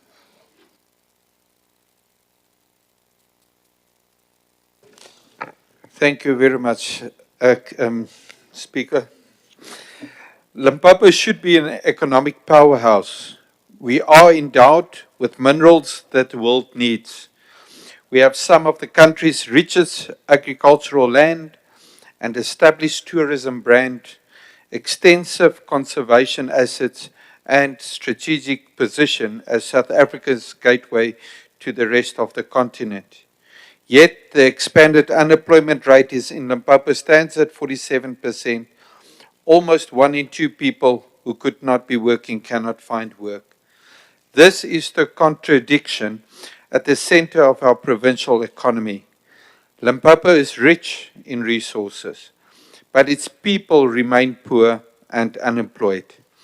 Our economic development failure is not the absence of the opportunity, it is the failure of governance to turn opportunity into employment. The oversight reports before this House reveals the same pattern across mining, industrial development, tourism, and public entities. Assets with adequate returns, projects without completion, plans without implementation, and promises without jobs. Honourable Speaker, with respect to Sefateng Chrome Mine, we need a clear account to the economic value flowing to the province. What dividends and revenues are being received? How many permanent jobs have been created? How much is being spent on local suppliers, community development and skills? It is not enough for government to hold an interest in a producing asset. The interest must produce a measurable public benefit. If the people of Limpopo cannot see the revenue, jobs and community benefits, then the province is failing to convert its mineral wealth into development. With respect to Tshepong Chrome Mine, the provincial government tells us that the mining right and water licenses have been granted. A strategic investor has been on board and negotiations are underway with Semanco. Yet, the same reports admits that the commencement of the mine development is taking longer than expected. Honourable Speaker, rights do not create jobs. Announced investors do not create jobs. Planning processes do not create jobs. A mine creates jobs when constructions begin, production starts, workers are employed, and local businesses enter the supply chain. The committee must be given firm development programs, a production date, and employment targets. The Musina Makhado Special Economic Zone represents an even greater test. It has been presented for years as a catalytic project that will bring industrialization, investment, and thousands of jobs to Limpopo. After years of promises, where are the completed bulk services? Where are the operational factories? Where are the investors on site? Most importantly, where are the permanent jobs? The Arzona Private Nature Reserve and Tierkop Nature Reserve raised the same questions in tourism and conservation sector. Limpopo natural assets should support tourism, local enterprises, and employment while remaining what tourism and conservation plans exist, what revenue they can generate, and how surrounding communities do benefit. A nature reserve that is neglected, underused, or without a viable management plan is another lost economic opportunity. Great North Transport demonstrates the human cost of governance failure. G&T should connect workers to jobs, students to education, and communities to economic opportunities. Instead, LEDET provided approximately 43 million rand in loans to cover its funding shortfalls between April and early July 2026. While G&T continued to experience cash flow pressures and initiated a possible Section 189 restructuring process, its own turnaround report indicated that G&T was 7 million rand short of its salary bill each month and proposed releasing approximately 187 employees to reduce cost. Honourable Speaker, as a provincial economic development system cannot claim success when one of its major public entities is sustained through repeated financial support while workers face losing their jobs. The common thread is clear. Limpopo has minerals, land, agricultural, tourism assets, strategic positioning, and strategic projects. What is lacked is government capable of converting these opportunities into functioning enterprises, measurable returns, and sustainable employment. The committee must demand deadlines, job targets, financial returns, and consequences for non-performances. In 1994, per capita, the GDP on average global citizen was 1.5 times that on our average South African citizen. As at 2025, the figure has risen to more than twice that of an average South African. Unless reform and action is taken, South Africa and the people of Limpopo will be 4 times poorer per capita GDP than the average global citizen by 2056.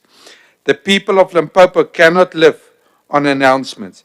They need mines that produce, industrial zones that operate, tourism assets that create opportunities, and public entities that are financially sustainable. Limpopo's economic development failure is not the absence of opportunity. It is the failure of governance to turn opportunity into employment. I thank you, Honourable Speaker. Thank you very much, Honourable Small on the dot. We now go to item number 4, Honourable Valid is not here, and we'll call on the acting chair, Honourable Perry, to have a closing remark.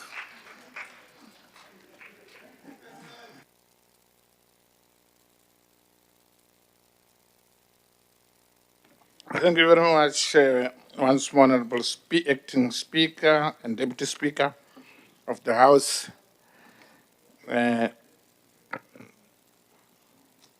Allow me once again, Honourable Speaker, to present before this House the month of July, and as members of African National Congress, will never get tired to mention the month July because this month is celebrated internationally. Mandela Month is observed every year not as a nostalgic ritual, but as a living instruction, an instruction to serve, to sacrifice, and to measure our conduct as public representatives against the example of a man who gave everything so that the black majority of this country could one day walk free from the chains of oppression. Honorable Speaker, without much ado, let me cut the fat layers and go straight to the committees. To the to the entities. Honorable Speaker, this committee has in recent months conducted two sets of engagement that speak directly to the question of whether the economic entity transformation Mandela demanded of us. The briefing by the Great North Transport on the 9th of June 2026 and the oversight visits to the Tshepong and Sefateng chrome mines under the corridor mining resources on the 17th of October 2025. Let me begin with the Great North Transport. This entity provides a public bus service that ferries people across Limpopo and indeed into parts of Mpumalanga following the redemarcation of bushbuckeries, depend upon to reach their places of employment, their schools, and their clinics. The committee's briefing revealed an institution in the midst of a difficult but in places encouraging turnaround. The board had suspended the chief executive officer, the chief financial officer, and the chief operations officer following serious allegations. And while the CFO and the COO reached settlement agreements and resigned, the matter involving the CEO remains before a disciplinary process, with the expenditure on these proceedings already exceeding 2 million rand and continuing to rise. Honorable members, this committee was correct to flag this expenditure as a substantial and worthy of close monitoring. Every rand spent on protracted disciplinary proceedings is a rand not spent on buses, on routes, or on the wages of ordinary workers who keep this entity running. At the same time, honorable members, the committee heard of genuine operational progress. Operational buses increased from 58 to 219 in the space of a year, a remarkable 217% improvement, while revenue and passenger numbers also grew. 18 new buses had already been delivered to the Polokwane Haino dealership, with the remainder of a much larger order expected by the end of August 2026. And part of the sustainability strategy, that includes introducing 1 new buses and refurbishing 15 or 55 more in the coming financial year. GNT projects, it will reach break even by September 2026, provided workforce rationalization and fleet renewal proceed as planned. Honorable Speaker, this is the kind of progress that deserves recognition, but it must be balanced against the entity's own admission that it currently requires approximately 10 million rand a month to survive until that break-even point is reached, and against a workforce rationalization process that will see staffing reduced from 521 to approximately 334 employees. Comrades, we are not celebrating financial turnaround figures while remaining silent on the human cost. Oh, honorable members,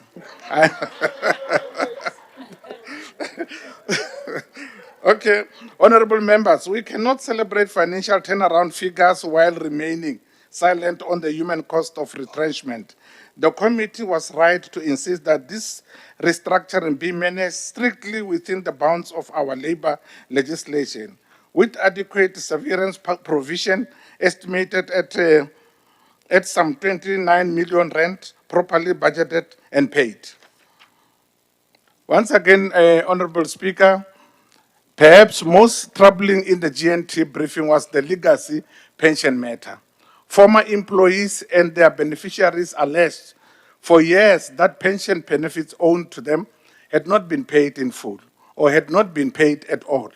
Investigations confirmed that contributions had indeed been paid, but often late, and that penalties for that lateness had not always been calculated correctly, leaving an estimated liability of some 18.5 million rand. It took protest action and the intervention of the South African Human Rights Commission to bring this matter to the mediation.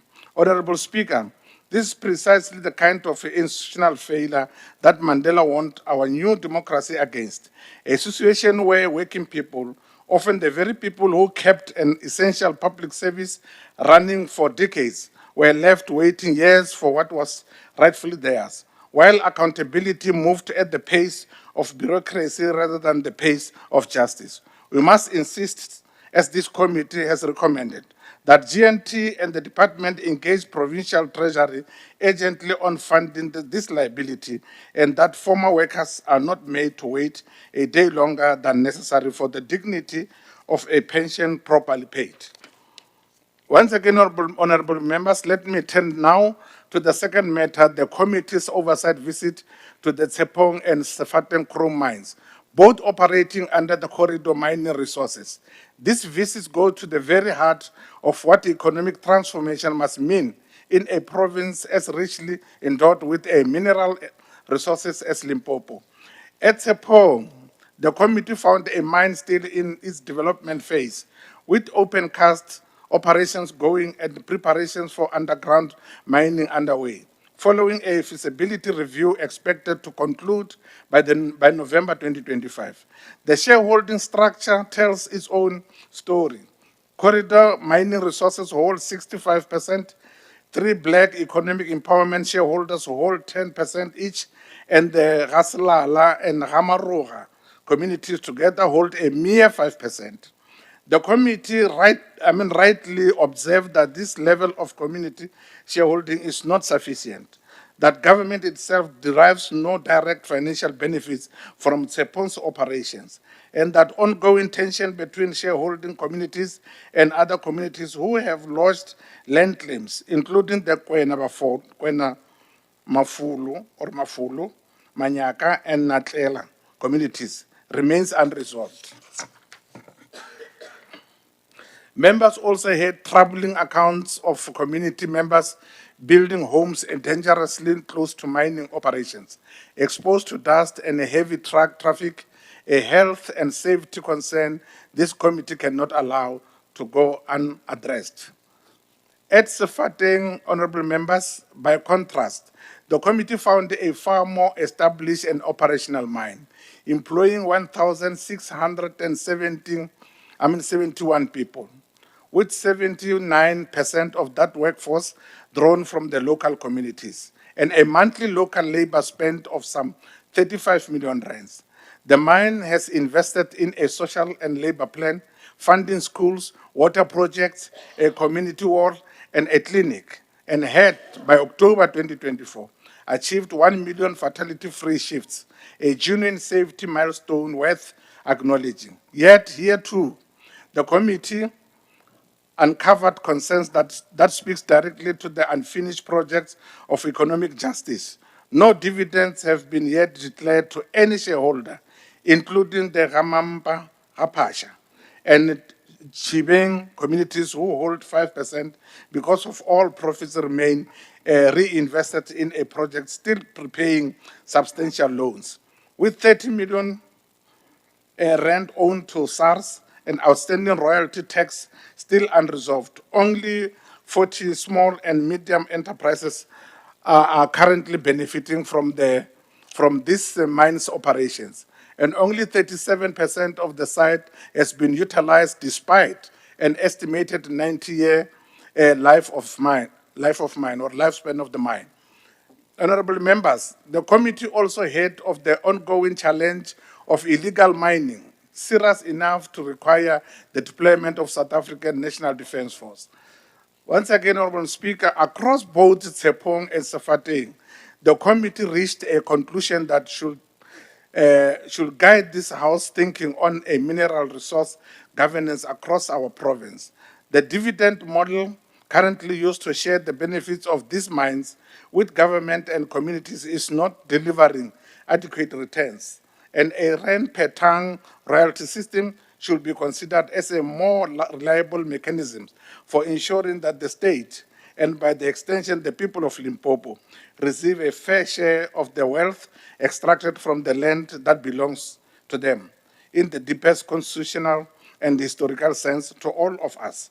The committee's recommendations that community shareholding be increased, that social responsibility plans be strengthened, that job creation prioritize unemployment, youth and women, and people living with disability, and that communities and shareholders be properly consulted.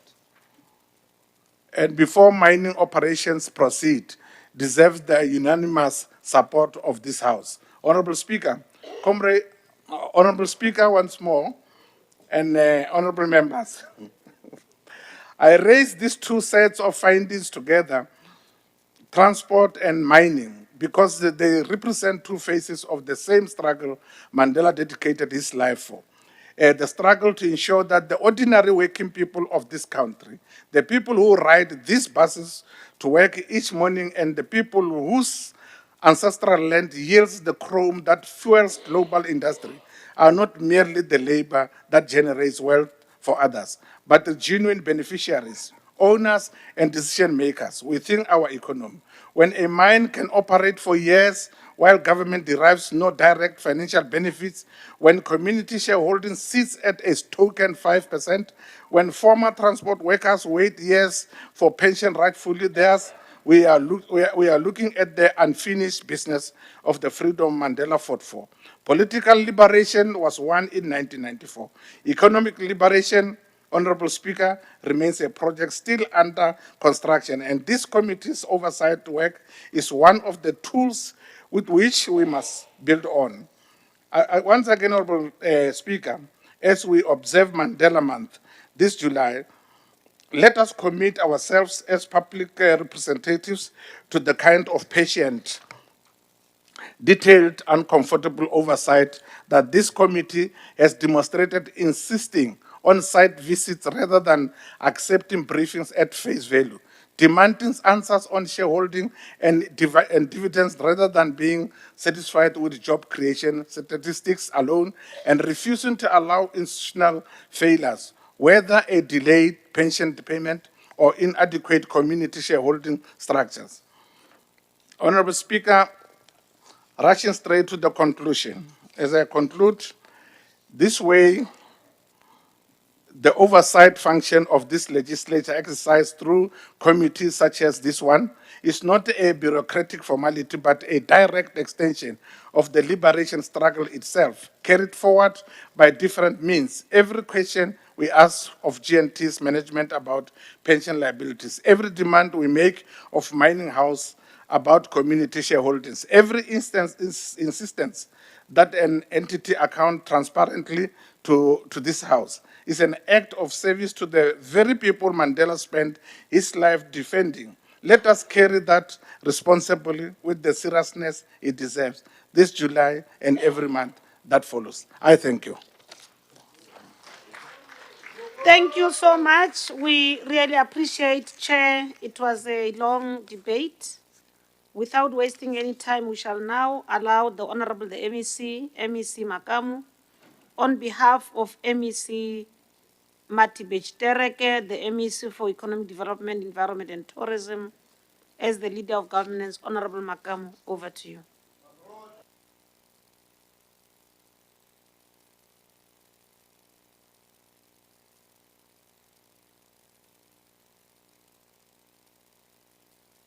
Thanks very much, Honorable Speaker.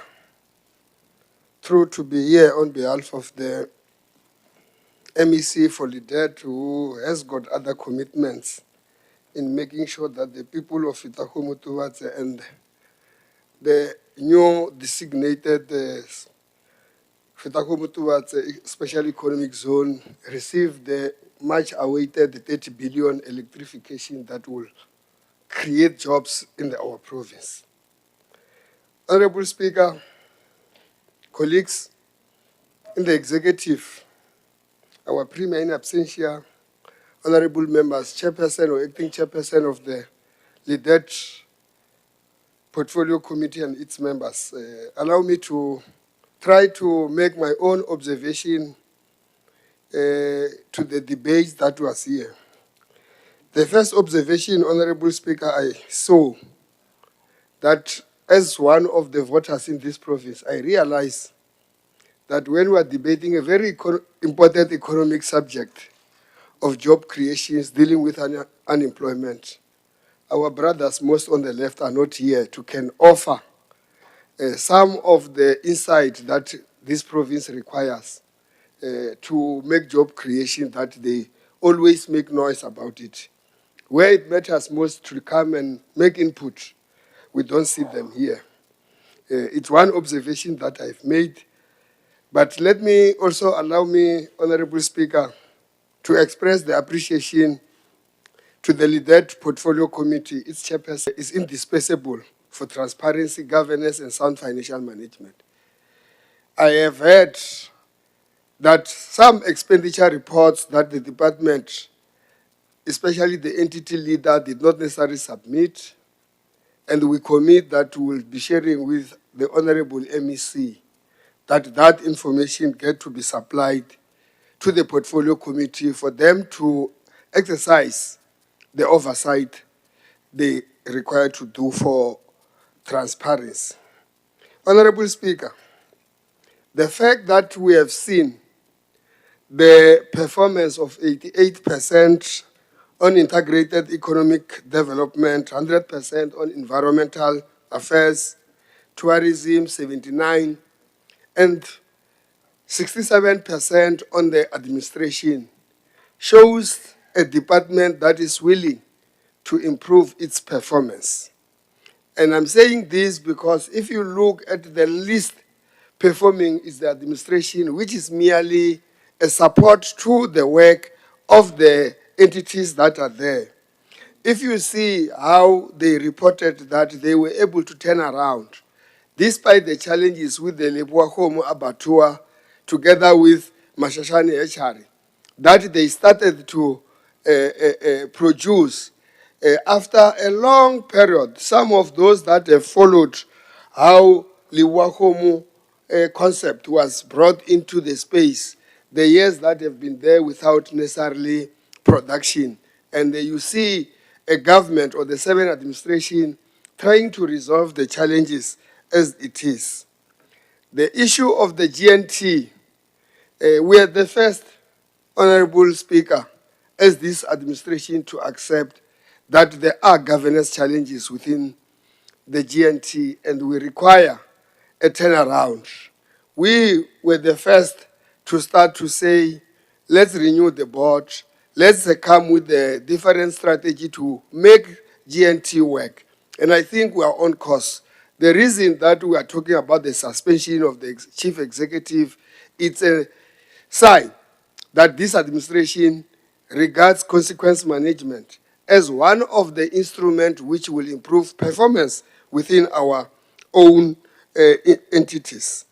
Of course, this legislature took a resolution to make sure that the 3D companies should be able to stand on their own. The executive, through the MEC, are busy working on that implementation plan because we don't have an option but to make sure. But taking a decision to leave them will have also been catastrophic. Hence, the implementation plan, which is worked between the MEC for Treasury and the MEC for Economic Development, are working together to make sure that we support them so that they become self-sufficient. And I think that it's on course. I'm not so sure, Honorable Speaker, that as I will want to agree with Honorable Smalley that permits does not create jobs. I agree with that. But I don't think a mine can operate without a permit. That will mean that mine will be operating illegally. As this province, we are fighting illegal mining. So I think Tshepong mine, when we are busy following all the due processes and all, so that we can be able to put it into like Sefateng mining, that production should be able to take place. We should also follow, and I think that oversight and that process of making sure that permits and other papers that are required for mining in a proper way should be given space, and the portfolio committee should support the department to do that without necessarily delaying. I have seen when observations were made by the visits that were done with the nature reserves, and agree that land is a commodity that we should be able to use effectively so that it can be able to help grow the economy. As Honorable Smale was also talking about the per capita growth that we require, that we should be able to. And I think of how the economy, with the globalization that is there, it's affecting Limpopo because we are living in one global village. It can't be that when we look at the per capita income of the people, we only want to deal with the province of Limpopo without necessarily looking at the entire economy of this country because we are living in one global village. The Musina Makhado SEZ, I think we should not necessarily always come and try to be negative. The work that has been done after a careful and a very long, tedious process of making sure that we work and defeat the economic environmentalists who were trying to stop the project. As you can see now, the bulk infrastructure is starting to be on the ground so that we can be able to make sure that the investors that come will also want to have an enabled economy, enabled service delivery that will be able to take place. I think we are working so much with the two municipalities and the district, which are Water Service Authority, to make sure that whatever is necessary in terms of basic services that come from municipalities get to be there so that it should. But above all, we want to thank the engagement that the members of the committee have raised. It is an important subject that if this province has to move on, job creation and economic development, it's a subject that needs to be considered by everyone else. We have listened to your inputs. We should be able to go back as a department and make sure we come back with an improved performance. Thanks very much, Honorable Speaker, Dr. Makoma Makhado. Ikensengofu, Honorable MEC, for the response. It was very comprehensive response, and we've needed to give you more time because the debate was long as well. Honorable members, without wasting on time, we shall move to the next item in terms of the order paper, 7.2.7. No, 7.3. Yeah. Yeah, 7.3. My papers are a bit mixed up. I apologize for that. In terms of 7.3 is the consideration and adoption of the following reports of the Portfolio Committee of Transport and Community Safety Committee Chair. The MEC will be requested to come and to respond when they are done with the two debates. Honorable Chairperson of the committee, Me Kidiboni Lebeya.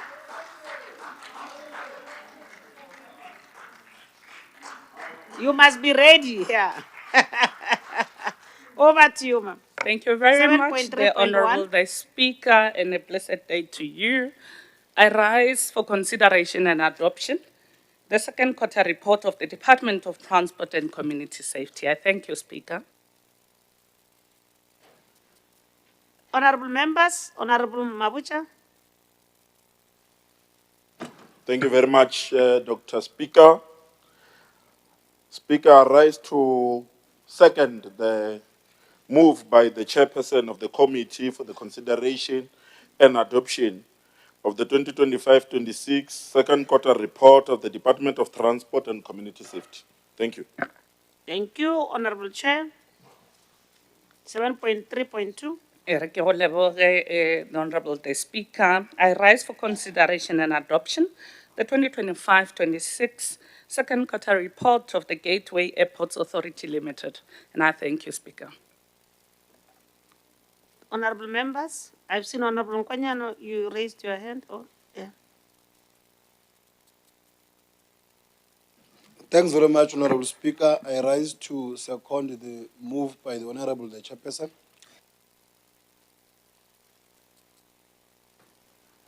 Over to you, Chair.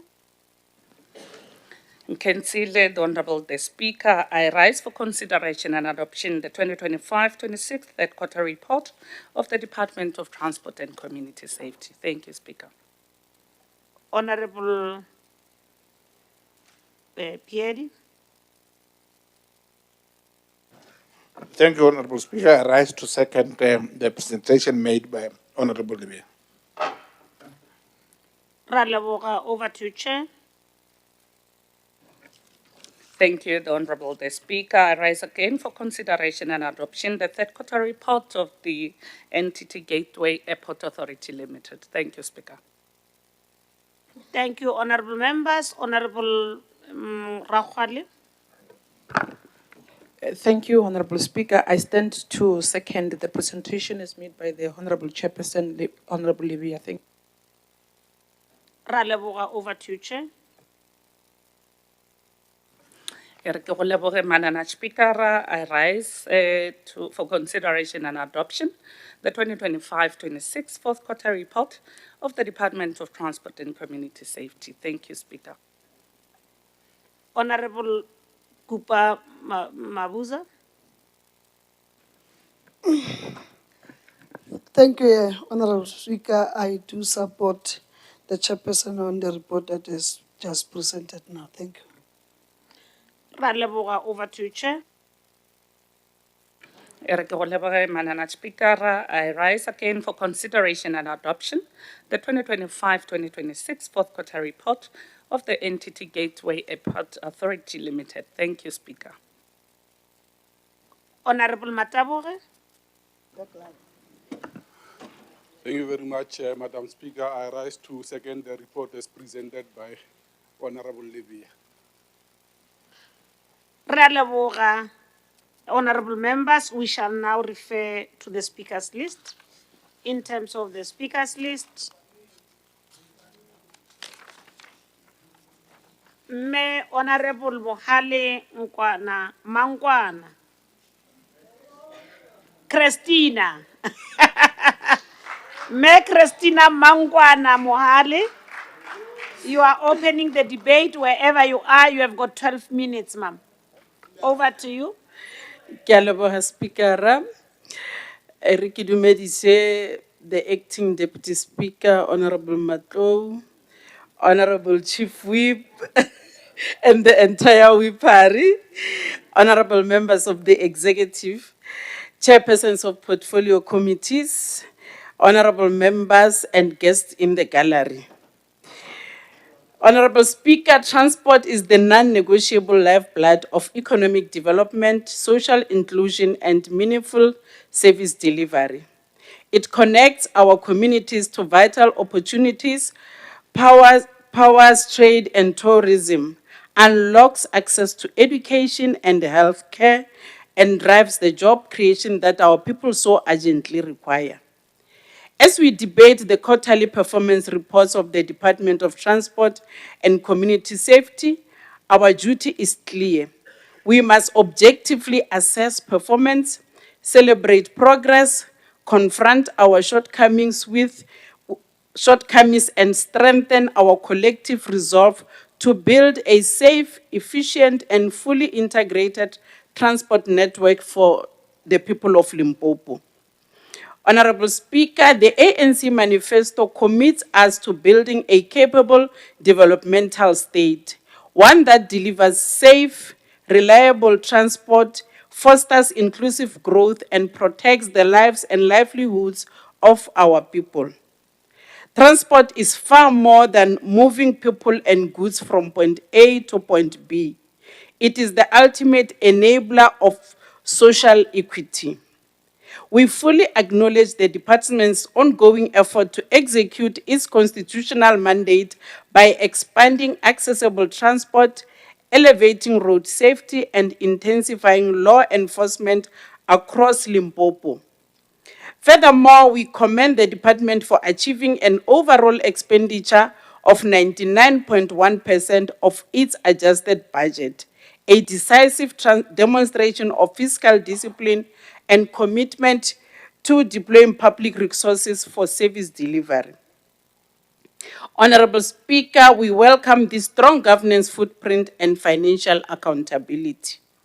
Yet, as we know, expenditure alone cannot be the sole yardstick of success. Every single rand spent must yield tangible, life-changing benefits for the people of Limpopo. It is precisely for this reason that we express deep concern that were missed in the final quarter. Most sobering is the 17.1% increase in road crash fatalities, standing in stark contrast to the department's goal of a 5% reduction. This is a tragic reminder that road safety remains one of our province's most urgent crises. Road fatalities destroy families, impoverish communities, and drain our economy. While reckless driving and speeding remain major culprits, government cannot fight this scourge alone. Ending the carnage requires an unyielding partnership between government, law enforcement, civil society, schools, the taxi industry, and every individual road user. To this end, the committee fully endorses the department's proposal to step up traffic law enforcement through a 24-hour shift system, backed by high visibility policing, modern technology, and relentless road safety education. Honorable Speaker, public transport is not a luxury or a privilege. It is a developmental necessity.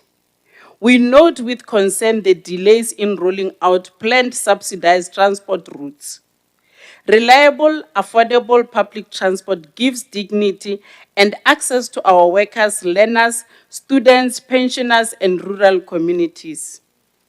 We ask the department to immediately clear administrative and contractual bottlenecks and fast-track these remaining routes so that no community is left behind. Honorable Speaker, turning to our state entity, the committee commends the work of the Gateway Airports Authority Limited, GAAL, in positioning Polokwane International Airport as a strategic hub for trade, tourism, agriculture, and regional investment. We acknowledge their solid work in maintaining aviation safety standards, driving cargo initiatives, and improving commercial occupancy. However, we cannot ignore the sluggish pace of capital project execution and infrastructure maintenance. Spending only 36% of the capital budget due to procurement delays, cancelled bids, and technical hurdles is unacceptable. It stalls progress and limits the airport's ability to act as an economic engine for Limpopo. GAAL must urgently overhaul its project planning, streamline procurement, and accelerate critical infrastructure projects, including runway rehabilitation, safety system upgrades, and strategic revenue-generating initiatives. Honorable Speaker, the ANC manifesto places industrialization, tourism growth, and local business support at the center of our agenda. None of these goals can be realized without a functional logistics network across roads, public transit, and aviation. As government pours capital into infrastructure, we must ensure that local contractors, SMMEs, women, youth, and persons with disabilities reap real measurable benefits. Infrastructure spending must translate into inclusive economic empowerment and sustainable local jobs. Furthermore, accountability must remain our guiding light. All outstanding resolutions of this portfolio committee must be implemented without delay. pressing matters touching on transport infrastructure, traffic services, taxi industry stability, K53 testing center efficiencies, and intermodal transport facilities demand swift, decisive action.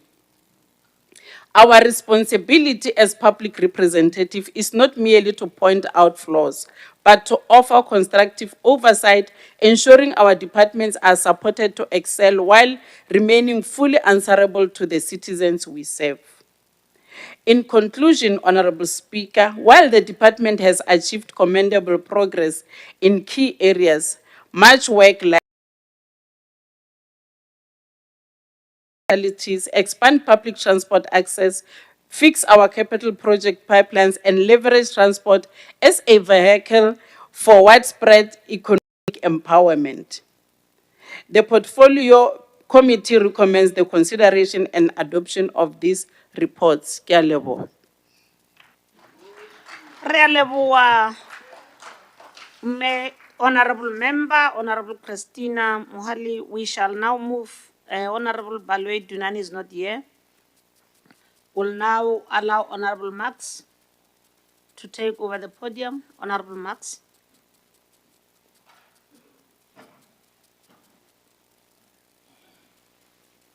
We have 7 minutes.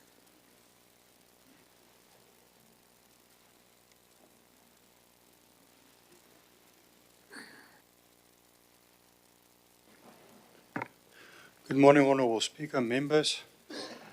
Today we are called upon to consider the reports of the Portfolio Committee on Transport Community Safety relating to the Department of Transport and Community Safety as well as its entity, the Gateway Airports Authority Limited. From the outset, let me state that oversight is not opposing for the sake of opposing. Oversight is about ensuring that public funds deliver public value. Where there is progress, we must acknowledge it. Where there are shortcomings, we have a constitutional duty to raise it. Honourable Speaker, the Department's reports indicate that expenditure increased steadily throughout the financial year, ultimately reaching over 99% of the adjusted budget.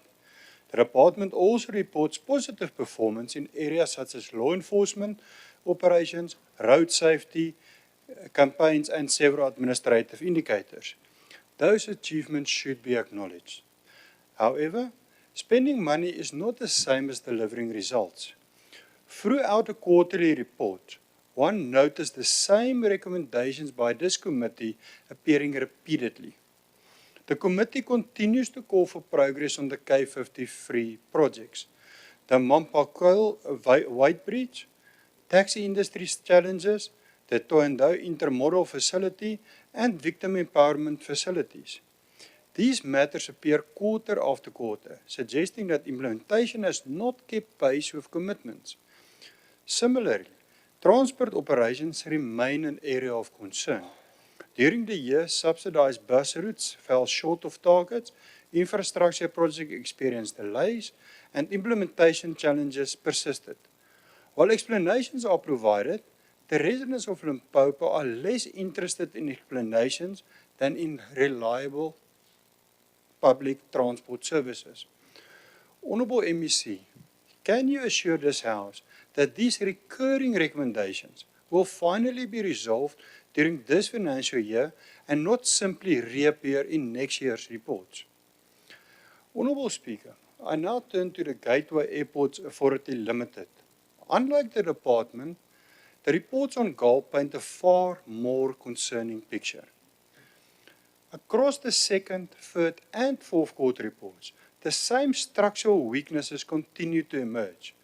Revenue collection repeatedly failed to meet expectations. Procurement delays affected infrastructure projects. Capital expenditure remained below target. Maintenance projects were delayed. Commercial development failed to gain momentum. Even by the fourth quarter, the committee still expressed concerns over procurement delays, infrastructure maintenance, and revenue recovery. Perhaps most concerning is that the committee's recommendation becomes stronger as the year progressed. Initially, the focus was on improving supply chain management, filling vacancies, and strengthening revenue management. However, by the end of the financial year, this committee was recommending urgent appointment of a specialized aviation engineer and procurement expertise, the introduction of new airline routes, corrective maintenance plan, and structured revenue recovery initiatives. That tells us something important. It tells us that many of these problems identified early in the year has not been resolved. These concerns regarding procurement have now taken on even more serious dimension. According to media reports, the High Court has granted an interim interdict preventing GAAL from awarding or implementing an aviation security tender reportedly valued at approximately 40 million rand. This pending the outcome of a judicial review proceedings. Now, considering that the High Court has not yet determined whether GAAL acted unlawfully, it would therefore be inappropriate for this House to reach any conclusion on the merits of that case. However, what cannot be ignored is that this litigation concerns precisely the area that the committee has repeatedly warned as problematic, namely procurement, supply chain management, and governance.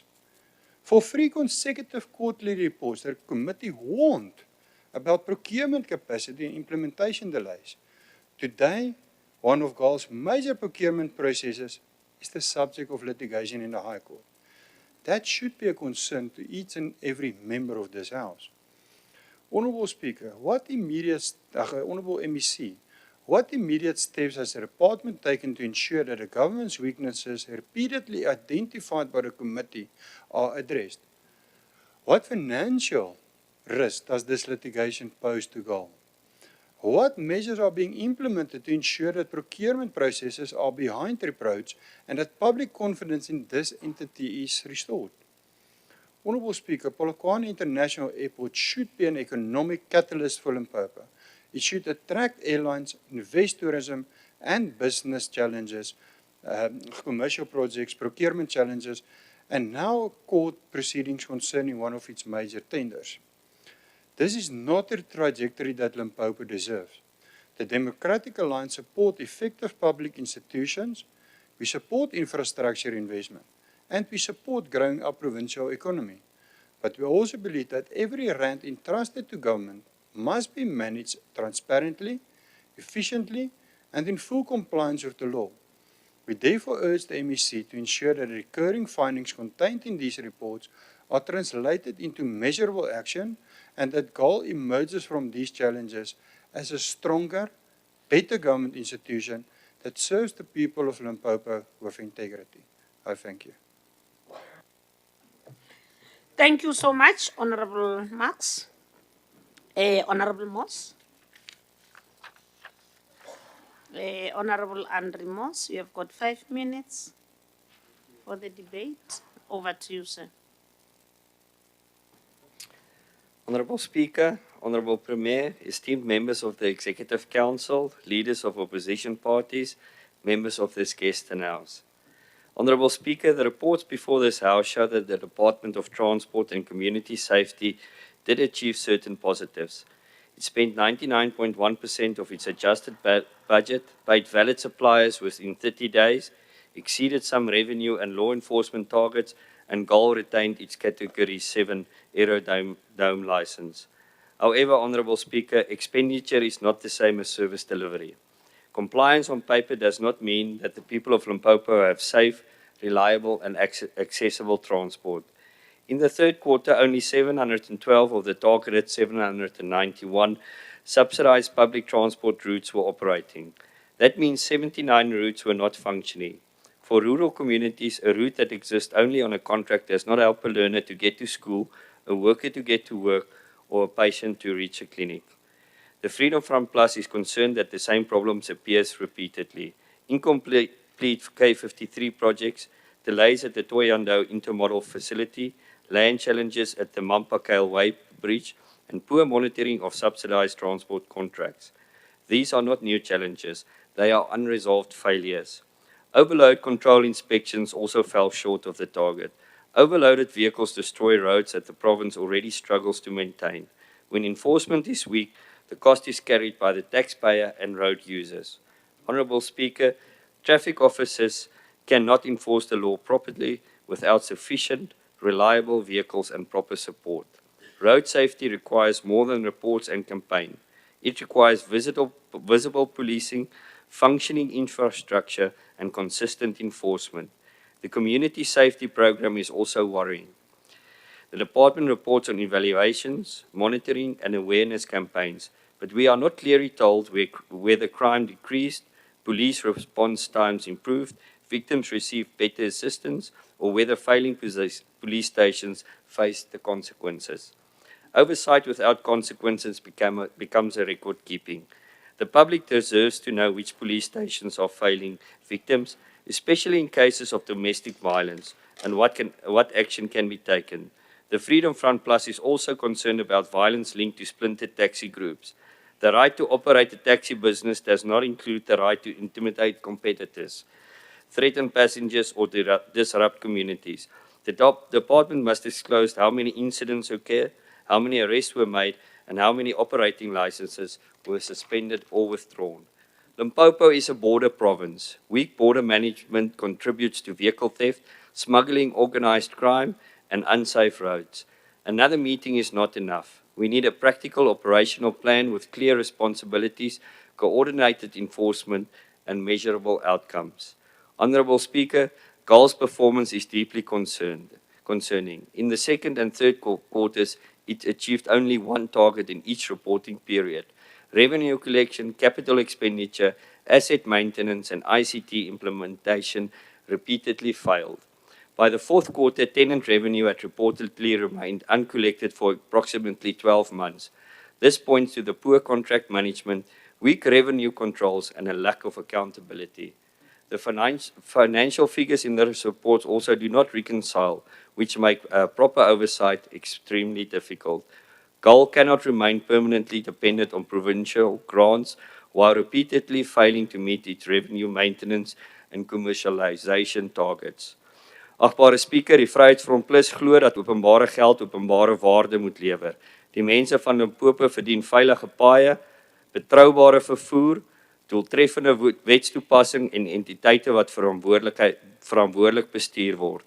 Verslae en beloftes is nie genoeg nie. Daar moet aanspreeklikheid, gevolge en werklike dienslewering wees. Ek dank u. Baie dankie. We shall now move to the second, no, not the second, but the honorable member who's closing the debate, the chair of the committee, Honorable Lebeya Kidiboni. She's now closing the debate because Honorable Sebotoma is not here. Over to you, Chair.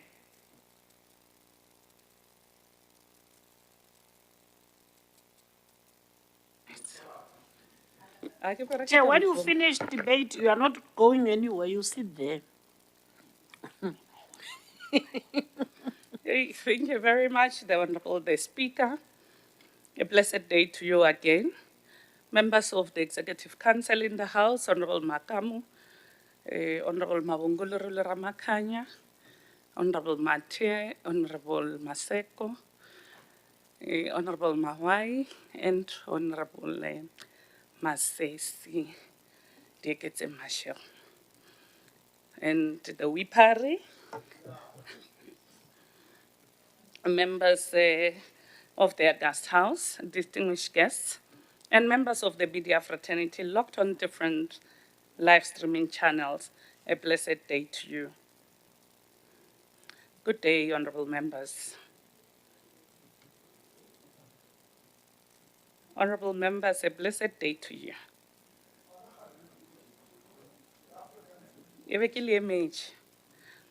Honorable the Speaker, we rise today to debate the second, third, and fourth quarter reports for the Department of Transport and Community Safety and that of its entity GAAL, Gateway Airports Authority Limited. We do so on shoulders of giants as we dedicate this debate to the Rivonia trialists, titans like Nelson Mandela, Walter Sisulu, Governor Mbeki, Ahmed Kathrada, and Dennis Goldberg. They traded their comfort for our freedom and their liberty for our right to self-governance. Honorable the Speaker, you have witnessed the robustness of this portfolio committee. When Honorable Marx alluded to the fact that oversight is not opposing for the sake of opposing, we implored both the department and its entity GAAL for utmost honesty, taken from the teachings of a great man that once walked this side of heaven, a great man from Guinea-Bissau and Cape Verde, a revolutionary and intellect and philosopher, Amilcar Cabral, who taught us about honesty and a commitment to struggle of truth and justice, rather than seeking easy victories through deceit or manipulation. When he said, and I quote, "Tell no lies, claim no easy victory," close quote, reminded us that unity requires the truth. In that, we have anchored our arguments in the realities faced by the people of this beautiful, diverse, and progressive province of Limpopo, tagged the Africa's Eden. The Honorable Speaker Nelson Mandela famously declared from the dock that I have open quote, that I have cherished the ideal of a democratic and free society in which all persons live together in harmony and with equal opportunities. It is an ideal which I hope to live for and to achieve, but if needs be, it is an ideal for which I'm prepared to die, close quote. So, the Honorable Speaker, today we must ask ourselves, was the 3.170 billion budget in a way that utilized in a way that honors that ultimate sacrifice, or are we failing the very people they fought for this liberation? The Honorable Speaker, while we welcome areas of progress reflected in this quarterly report, our fiducial and our constitutional mandate is not an applause, not at all, but it's an oversight. The true measure of success is whether communities are safer, transport systems are more reliable, budgets are spent efficiently, and whether departmental commitment translates into visible improvements in people's daily lives. The Honorable Speaker, in so doing, we took stock of the teachings of McHiller when he said, and I quote, "Oversight is not an optional extra. It is essential to ensure that money is being spent wisely and appropriately," close quote. We then, as a committee, met with the department with the briefing of the quotas under review, and we must say, the Honorable Speaker, as a committee, we are elated by extensive knowledge displayed and expressed by the department. And Honorable Makhado clearly articulates the hopes and aspirations of the Congress movement, that of an ethical and developmental state, a state that can only be attained through the African National Congress, by its people, for its people. And key amongst other issues, the Honorable Speaker, is the integrated transport plan of the department on its successful conclusion with some of the municipalities. What does this mean, the Honorable Speaker, one might ask? The department will be able to issue permits to the taxi owners, and we believe this effort will put an end to an unfortunate scourge of taxi violence. And during this period under review, we embarked on a stakeholder engagement session with the public transport operators, in layman's English, the taxi industries. We must say these engagements bear progressive and unilaterally worth results, as the department is moving in an upward trajectory to address these issues that were impeding on the industry in achieving maximum cooperation and comfort. And bear in mind, the Honorable Speaker, that this is mainly used for source of livelihood, as alluded to by Honorable Mangwana Morane. But the Honorable MEC, you cannot monitor the roads with rhetoric, nor can a stranded commuter ride on a percentage point. Having noted the progress at GNT, when we table the first quarter report, we would find joy in telling the people of this province a different story. The Portfolio Committee appreciates the work done by the department in terms of revenue collection in the previous financial year. But unfortunately, my honorable member on the left, we clearly cannot dismiss a stellar 99.1% expenditure rate and a 105% revenue haul as a mere paper achievement, That is an exercise of egregious intellectual dishonesty. We commend the department for the senior management target on women, a sterling and commendable 71%. Down with the speaker, we are not merely playing an oversight. We are dismantling patriarchy and giving real, living substance to the Freedom Charter's promise that all shall enjoy equal rights. And under the leadership of the Honorable MEC, Manana Susanna Violet Matthew. And in noting the good work, the Honorable the Speaker, we are still able to adequately discharge our oversight role. And Section 206 of the Constitution of the Republic mandates the department to oversee the efficacy of the police services. And today we just want to make mention that we have 104 community policing forums that are functional in the province. And I think that is worth being applauded. The Honorable the Speaker, let it be known from these concrete walls of Lewahomo Parliamentary Precinct to the tarred roads of Musina that an inefficient transport system is not luxury.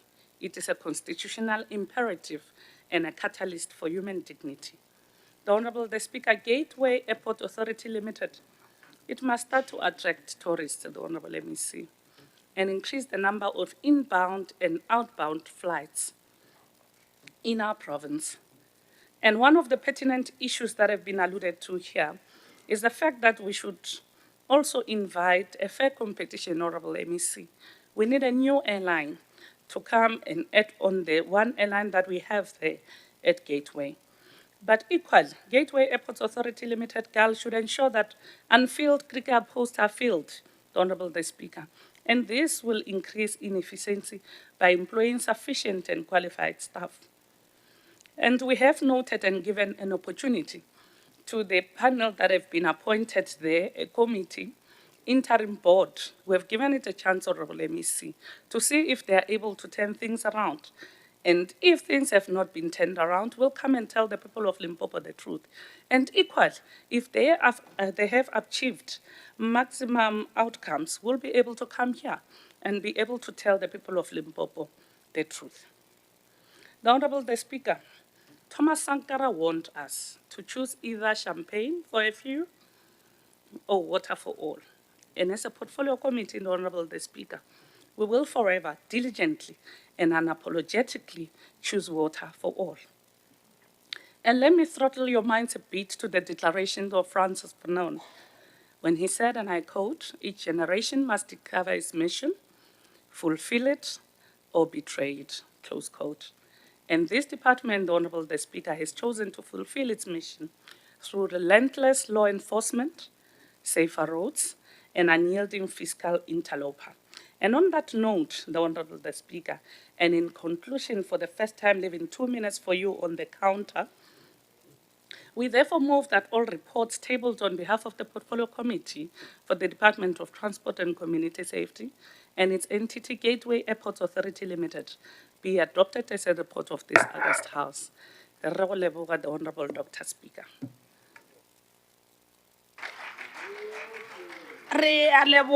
I requested you not to go back, the chair.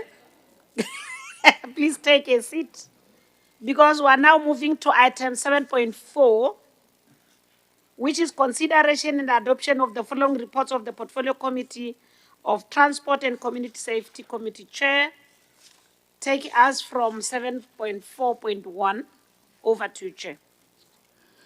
Thank you again, the Honorable Dr. Speaker. Let me rise again for consideration and adoption.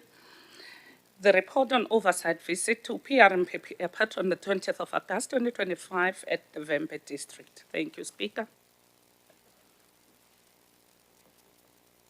Any seconder, honorable members? I'm looking at you, Honorable Nkonyan. I'm going to point people without raising hands. Over to you. Thanks very much, Honorable Speaker. I rise to second the move as proposed by my Honorable Blessed Chair. Thank you. Thank you, Chair. Over to you. Blessed indeed.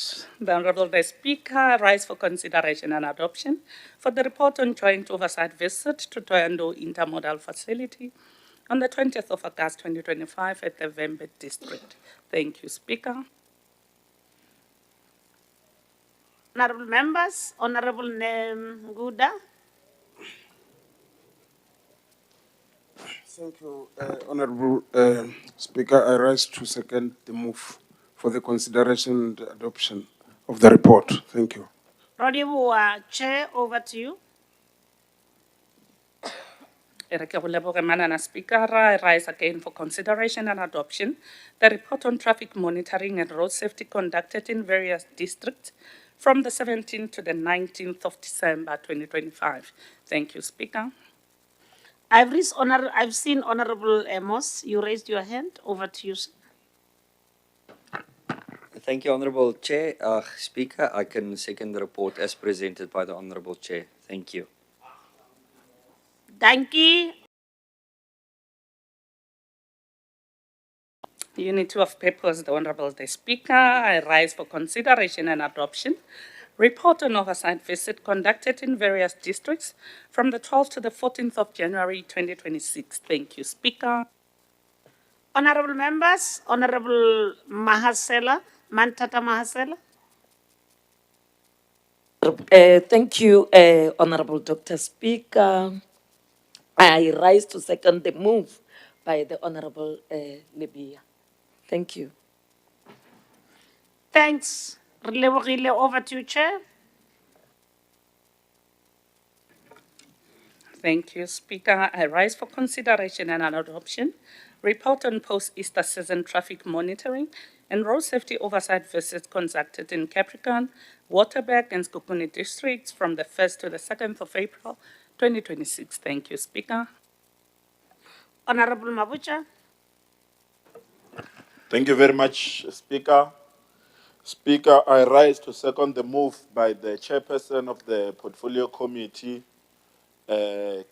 Honorable Levia. Thank you very much. Thank you so much. Ralevoga, over to you, Chair. Nikensile Manana Speaker, I rise for consideration and adoption.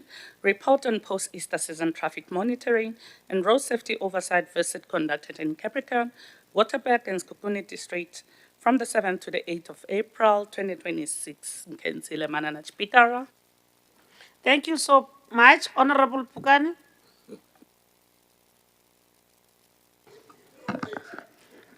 Thanks, Honorable Speaker. I second the move as made by the Chair of the Portfolio Committee. Oh, thank you so much. Over to you, Chair. But I indicated that I will point even when you have not raised your hand. Manana Speaker, Kiemela move for consideration and adoption the report on joint follow-up oversight visit to Thohoyandou Intermodal Facility on the 18th of June 2026 in Vembe district. Kialeboga Manana Speaker. Any seconder, honorable members? Honorable Mukwili.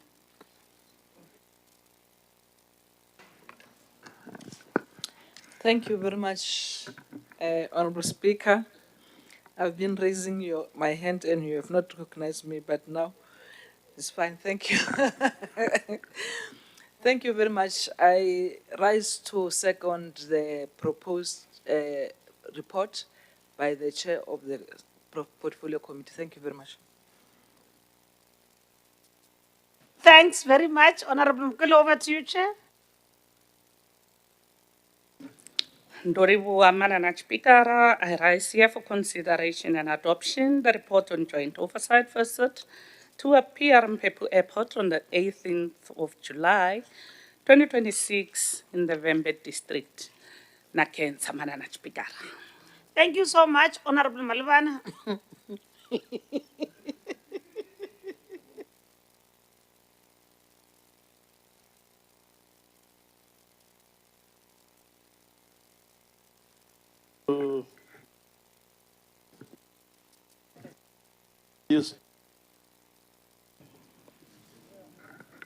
Yeah, I used to allocate people to say they are going to second in my previous life.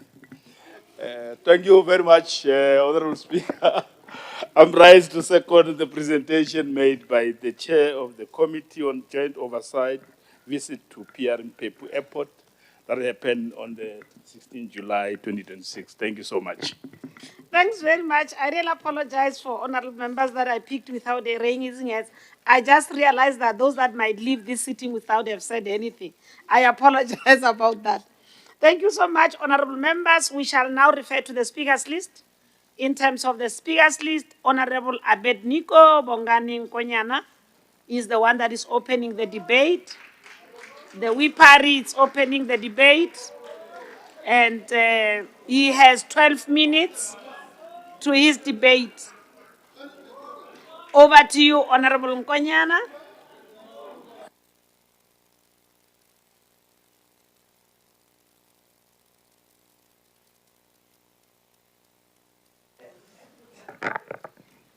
Start yang, mga presan. Thank you, Akbar Speaker. Honorable Acting Deputy Speaker, Mo Kikim Kwaila, Honorable Leader of Government Business, MECs who are here, the Chief Whip, the entire Wipari, all chairpersons, in particular, especially the chairperson of the Portfolio Committee on Transport and Community Safety, Honorable Kiriboli Livia, and special greetings to the MEC for Transport and Community Safety, Mayor Susana Violet Mate. Honorable Speaker, allow us to first congratulate the African National Congress in Limpopo Province for standing tall and separating men from boys. It is understood in traditional Zulu culture that after every war, boys go and sleep, but men go back to the field. That is why, Speaker, you see many members deployed by the ANC are here at work. And of course, I can't say the same about others. So it is decided, Speaker Feli, that Limpopo Province remains the home of the African National Congress. It is a fact, it's proven, even beyond AI. Honorable Speaker, again, I would not be doing justice to my portfolio committee if I don't send my best wishes to the outgone provincial commissioner of the SAPS, Metimbi Khateb, who has served the SAPS for years and years, and last of those years was a provincial commissioner of the SAPS in Limpopo. It remains an honor, Madam Speaker, to rise on behalf of the ANC to support the adoption of the oversight reports that have just been tabled and adopted now. These reports represent Parliament's constitutional responsibility to ensure accountability. We also protect public interest and resources and ensure government's investment delivers meaningful improvements in the lives of the people of Limpopo. They reflect our commitment to building a capable, ethical, and developmental state. Honorable Speaker, the committee's oversight of the Thohoyandou Intermodal Facility highlights both progress and the urgent need for accountability. While we welcome the renewed progress following the appointment of the DTI to assist in implementing the project and the current contractor, we cannot ignore the more than 15 years of delay, governance challenges, and poor project management that deprived the people of Vembe of a critical public transport facility. The ANC supports the committee's resolutions in requiring a clear project recovery plan, monthly progress reports, a reconciled financial report, structural integrity assessments, and consequence management where negligence and failures contributed to delays. Public expenditure must always be matched with accountability and delivery. Madam Speaker, the committee also raised concerns regarding the inclusive economic participation. Infrastructure projects must create opportunities for women, for youth, for persons with disabilities as part of our commitment to economic transformation. The oversight to P R Mphephu Airport further demonstrated the importance of restoring strategic provincial infrastructure, rehabilitation, compliance with aviation requirements, improved security systems, and the resolution of the ownership challenges of that land. Honorable Speaker, road safety remains a major challenge in our province. The committee commends traffic officials, of course, traffic officials underline, traffic officials. Yeah, traffic officials in uniform. They commend traffic officials for their dedication during the Easter and post-Easter operations. However, illegal public transport operations and roadworthy vehicles, overloading and permit violations continue to threaten the lives of our people. The ANC supports a zero-tolerance approach against those who deliberately undermine road safety, including strong enforcement, prosecution, and public awareness campaigns. The conditions observed at Ratoke Way Bridge also require urgent intervention. There's poor infrastructure there, inadequate staffing, also issues around sanitation, and unsafe working conditions. They must all be addressed with the agency they deserve.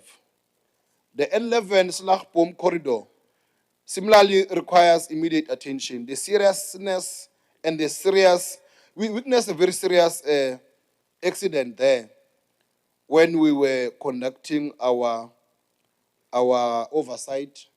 And as you have seen on social media, I ran and left the chair there because it happened just in front of us. Honorable Speaker, these reports demonstrate that oversight is not an event, but a continuous constitutional responsibility. The resolutions, therefore, before this House, provide a practical roadmap towards improved infrastructure delivery, stronger accountability, safer roads, better services, and that's why the ANC believes that every rand invested by government must produce developmental outcomes. Communities cannot wait indefinitely for projects that do not get completed. And public institutions must ensure efficient, transparent, and responsible implementations of such projects. We therefore support the adoption of these reports and call upon the Department of Transport, GAAL, and the IDT, municipalities, and all implementing partners to urgently implement the recommendations. The people of Limpopo demand delivery, not promises. They deserve safer roads, reliable transport infrastructure, and institutions that protect public resources. Let us move from resolutions to implementations, from commitments to measurable results, and from oversight to tangible service delivery. The ANC proudly supports the adoption of these reports as part of building a capable, ethical, and developmental state. I thank you, Madam Speaker. Thank you so much. Siyabonga, siyabonga, siyabonga. The Wipari. We shall now move to Honorable Max because Honorable Dunan is not here. Honorable Max, the podium is yours.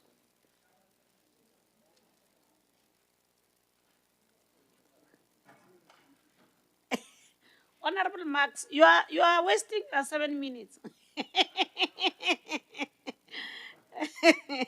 Over to you, Honorable Max.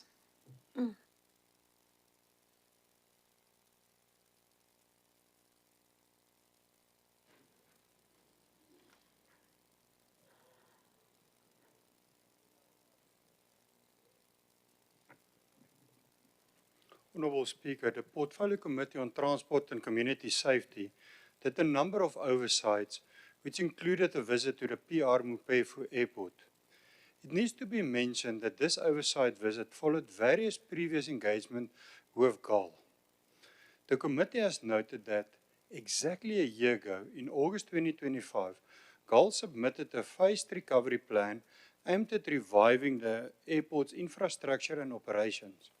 Instead of finding solutions in line with the recovery plan, the committee was met with a plethora of excuses.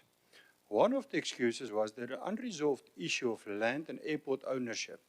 It was indicated by the entity that information received from government departments suggests that the land on which P R Mphephu Airport is situated may well fall under the custodianship of the Department of Rural Development and Land Reform rather than the Department of Public Works and Infrastructure.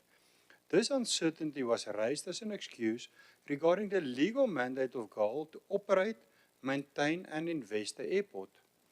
What the entity does not address is the elephant in the room, and this is the question whether any proactive steps were taken by the entity to resolve this impasse. It is for this reason that the portfolio took a strict stance against the department and made a series of various recommendations. The joint committees recommended that the Executive Mayor of Wembe and the Mayor of Makhado be invited to future committee meetings and oversight engagement relating to the P R Mphephu Airport development. The department must also, in collaboration with GAAL, submit a comprehensive report confirming the ownership status of P R Mphephu Airport and the underlying land, including supporting documentation from relevant government departments within 7 days of the adoption of this report. GAAL must also formally engage Makhado, Tulamela, the Department of Rural Development and the Department of Public Works and Infrastructure to obtain all available property records and ownership documentation, again within 7 days. The Department of Transport and Community Safety must escalate the unresolved ownership matter through the MEC responsible for public works and the Office of the Premier to secure a final determination from national government within 30 days. GAAL must also compile and submit a comprehensive database of all airport users, including details of aircraft operators, frequency of use, and nature operations conducted at the airport within 14 days. And, Honourable Speaker, when you read the report, it goes on and on like that. It clearly shows that this committee is serious in the recommendations that they've made. They want GAAL to be successful. They want GAAL to be a flagship of Limpopo. But it can only be done if the MEC and her team takes these recommendations by heart. The recommendations continue. GAAL must finalize engagement with traditional leaders aimed at preventing unauthorized public access through the airport precinct by 31 July. That's in 3 days' time. The Department of Transport and Community Safety must investigate the feasibility of installing interim security measures, including perimeter fencing and access control system, immediately after ownership matters have been resolved. The Portfolio Committee should receive regular quarterly progress reports from GAAL and the Department until all ownership, government, security and operational matters affecting P R Mphephu Airport has been resolved. I trust that the MEC has taken note of these very serious and time-sensitive recommendations by the portfolio. As indicated earlier, the Democratic Alliance support effective public institutions. We support infrastructure investment, and we support growing our provincial economy. But again, we also believe that every rand entrusted to government must be managed transparently, effectively, and in full compliance with the law. We therefore urge the MEC to ensure that these recommendations by the committee is taken serious to ensure a stronger, better governed institution that serves the people of Limpopo with integrity. I thank you. Thank you so much, Honorable Marx. You even saved us a lot of minutes. I will now allow Honorable Moss, Andre. Wow. I will really appreciate. Honourable Speaker, the Premier, esteemed members of the Executive Council, leaders of opposition parties and members of this House and guests. The oversight reports before this House reveal a deeply concerning pattern in the Department of Transport and Community Safety. Missed deadlines, neglected infrastructure, poor planning and accountability that comes far too late. The Freedom Front participated in these oversight visits. However, oversights must not become an annual ritual where the legislator returns the same unfinished projects, receives another revised deadline, and waits for the next report while communities continue to suffer. The Thohoyandou Intermodal Facility is a clear example of delayed service delivery becoming denied service delivery. Construction started in 2011. 15 years later, commuters are still waiting for a facility that was meant to improve public transport, commuter safety, and economic activity. More than 300 million was reportedly spent through previous contractors, consultants, and implementing agents. Additional millions have since been spent, yet the facility is still not operational. The project has been affected by structural defects, missing or withheld plans, unresolved litigation, outstanding as-built drawings, and the absence of an occupation certificate. This is not a small administrative problem. It's a serious governance failure and a public safety risk. The department must explain what consequence management has been implemented, who is being held accountable, and how this project will finally be brought into lawful and safe operation. Honourable Speaker, the P R Mphephu Airport is another example of a valuable provincial assets being paralysed by administrative uncertainty. The airport has infrastructure and is already used by private aircraft, including health professionals assisting rural hospitals. It has clear economical, logistical, and healthcare value. Yet key targets were missed, security arrangements were not finalized, disaster management agreements remains unsigned. The airport is not licensed for commercial operation and is not a designated port of entry. At the same time, surrounding communities reportedly use the airport area as a pedestrian route. An airport cannot be treated as an operational facility, a public footpath, of an unregulated asset at the same time. The Easter and post-Easter oversight reports also confirm that road safety cannot depend only on seasonal roadblocks.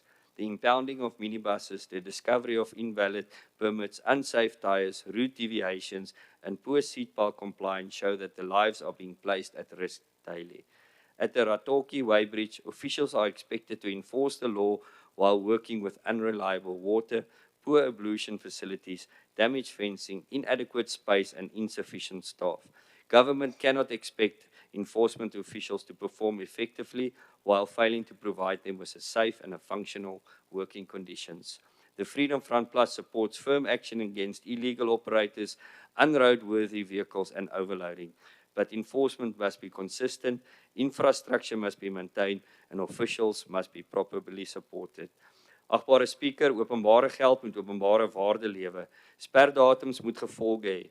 Infrastruktuur moet die gemeenskap bedien waarvoor dit gebou is.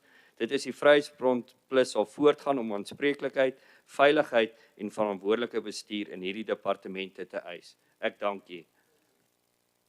Baie dankie, Honourable Moss. Thank you so much. We now request the chair of the committee, Honourable Kidiboni Livia, to come and close the debate.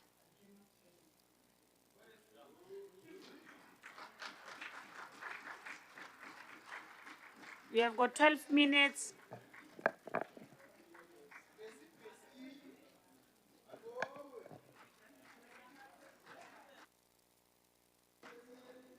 Over to you, Chair. Thank you so much.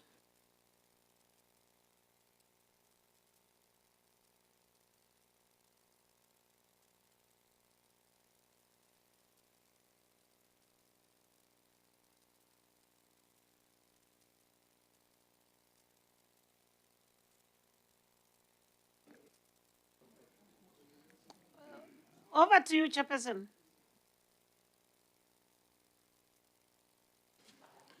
Okay. Bare sehuba e tswa mogolong, taba di eme ka wena.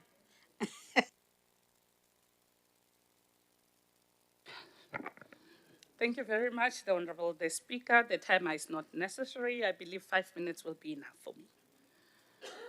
The Honorable the Speaker, before we finally address this August House this afternoon, allow me to greet the acting Deputy Speaker that we forgot to pass our regards to, Honorable Madlovu Leswafo Joshua, and again, greetings to the House.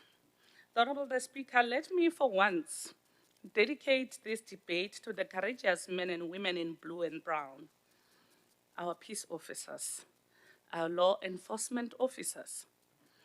Honorable the Speaker, when we talk about oversight, we talk about traffic monitoring, we sometimes forget the people that matters most, that ourselves as lawmakers, as politicians, I don't want to say other things for a fear of being contradicted, but we ought to really send gratitude, ululations, and appreciations to the peace officers and the policemen and women in this province.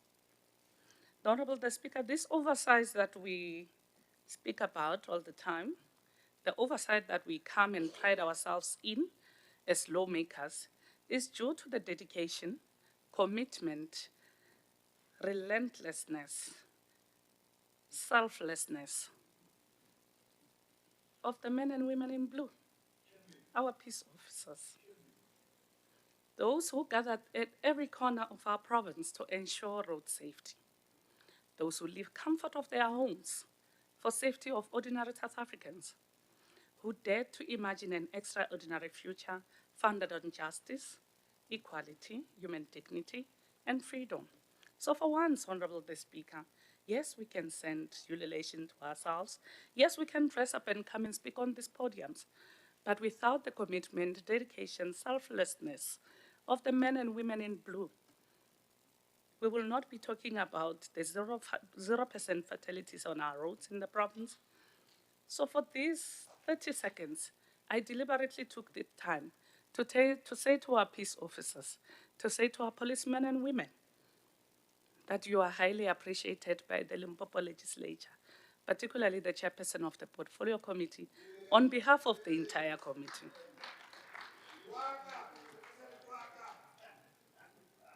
Honorable Speaker, the Freedom Charter boldly proclaimed that all shall be equal before the law. And indeed, we can see that happening in the province of Limpopo. Honorable Speaker, transport operations must restore public confidence. Transport is not merely about buses on our roads. It's not about economic inclusion. It connects workers to employment, learners to education, patients to healthcare, entrepreneurs to opportunities, and families to hope. But we can't do that without safe roads in our province.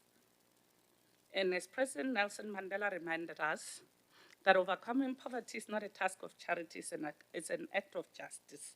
So reliable public transport remains one of government's, particularly the government of Limpopo, most powerful instruments for advancing social justice and inclusive economic growth. The Honorable the Speaker, at the days that I've presented here in the August House, we have walked the length and breadth of our province. Hence, we took this minute to send gratitude and to take our caps off to the men and women, the peace officers, that are on a 24-hour basis guarding our safety on our roads. The Honorable the Speaker, we cannot talk about oversight of road safety and not talk about annual statistics exercise. Perhaps no responsibility before the department is more sacred than preserving human life. Every statistic conceals a grieving family. Every fatal collision leaves an irreplaceable void, and every life lost diminishes our province. And indeed, the Honorable the Speaker, we were on an oversight in the N11 Slagboom Junction, and regrettably, the Honorable MEC, we have seen a hideous accident right in front of our eyes. And we had raised this matter, Honorable the Speaker, with the department that we will definitely go on an unannounced visit. We have requested the department and other sectors in the country to go and see the age and solution that you can put at the N11/Bom Junction. Not only that, the N1 just after Makhado, we do not have a 3 months or 6 months without a road canal. Well, the vehicles might not be from our province, but the accidents are happening in our province. So as a province, we must really come up with strategies of how do we mitigate that particular junction for the betterment of this province once and for all.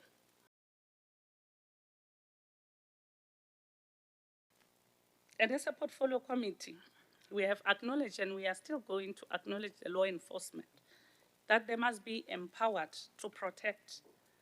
And we are raising this grave concern again regarding the deteriorating condition of traffic law enforcement vehicles.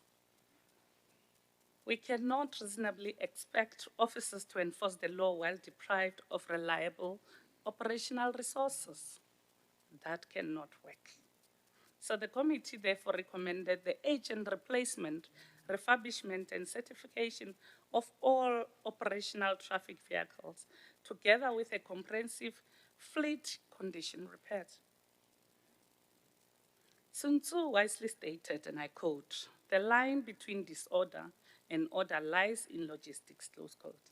So without reliable vehicles, without modern equipment, without operational readiness, even the most dedicated officers will be prevented from fulfilling their constitutional mandate. Honorable Speaker, with the last minute, let me speak with absolute candor regarding the Thohoyandou Intermodal Facility. Honorable Speaker, we are interrogating an infrastructure project that was initiated in the 2010-2011 financial year. A project meant to be a beacon of integrated transit, commuter safety, and regional economic stimulation within the Thulamela local municipality. Yet, over an agonizing 15 years epoch of administrative inertia, contractual friction, and shifting scope, this facility has consumed a staggering 304.6 million in public fines, while remaining unused and a non-operational shell.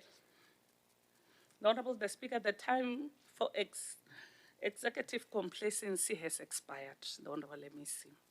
The mother of the nation, Mama Winnie Nomzamo Madikizela Mandela, once issued a formidable declaration that must echo through this legislative chamber today.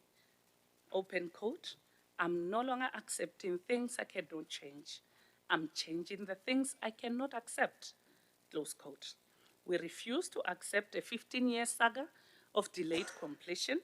We refuse to accept that completion target dated, perpetually shifted, most recently sliding from May 2026 to December 2026. And this, the Honorable MEC, we have raised it very harshly with the contractor on site. We are not going to agree. Because you call government, they come to that oversight and make mention dates that the service providers mention for completion. When those dates do not happen, who gets hurt is the Congress movement. So we are unfortunately not going to accept any more of that. While our joint oversight inspection acknowledged visible remedial momentum, the Honorable Speaker, and noting that the Independent Development Trust appointed a certain construction company, I will not call it by name, for fear of it not being victimized and ourselves being contradicted, for 40.6 million, and acknowledging progress in floor leveling, waterproofing, ceiling insulation, and borehole drilling, we remain deeply alarmed by severe governance failures, MEC. How do we explain to the working class of Vembe that original approved building plans were allegedly misplaced by previous contractors? How do we justify that after spending 304.6 million over 15 years, we must now demand agent professional structural integrity reports to confirm whether the physical building is even safe for public occupation? Not at all. We are not going to do that as this portfolio committee. Furthermore, out of a workforce of 12, a paltry 2 workers are women. No, we cannot take that, Honorable MEC. That is quite unfortunate. We have requested this with the contractor, with the IDT, that will come for an oversight, unannounced visit, Honorable Magwai.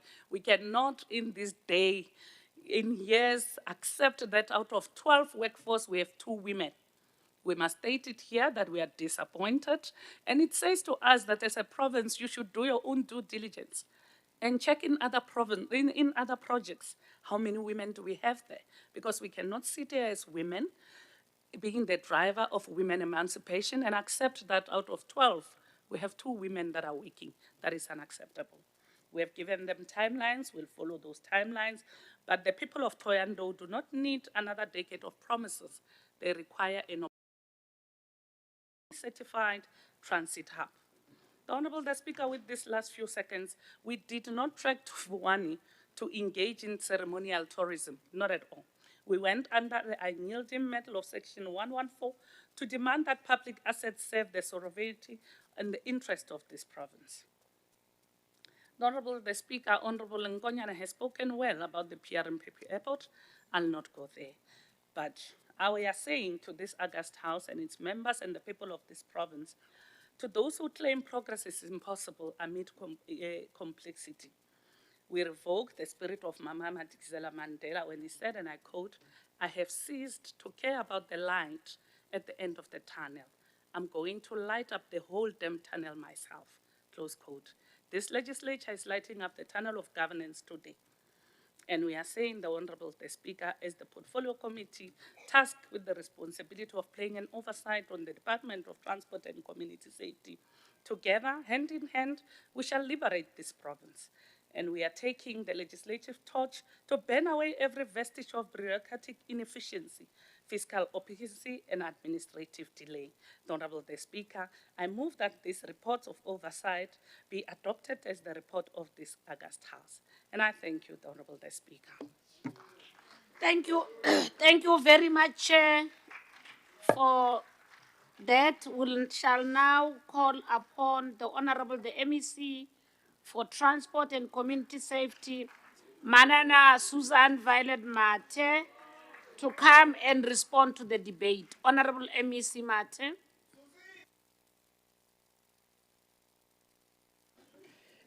Inkomu manana speaker ni pfumelele ni yima ehenhla ka swiyimo leswi boxiweke hi vavulavuri vo sungula lava nga vulavula emahlweni ka mina hi ku xeweta huvo yo endla milawu hinkwayo ni ku ka vona enhlikani.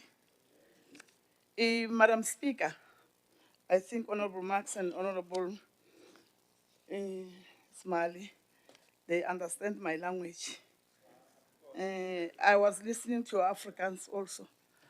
I just said, I understand your Africans because I majored with Africans while I was doing my first year, second year, and third year at the university.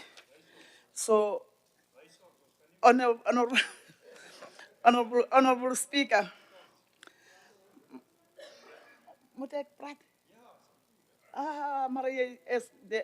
Order, honorable members. Honorable members, can we have order? Allow the MEC. We hope our interpreters but are he's there. the only soul that can understand. We hope our interpreters are there to interpret. Honorable Speaker. Over to you, MEC. Honorable Speaker, let me firstly take this opportunity to welcome all the inputs made by the Portfolio Committee, as led by Honorable Olivia, the chairperson.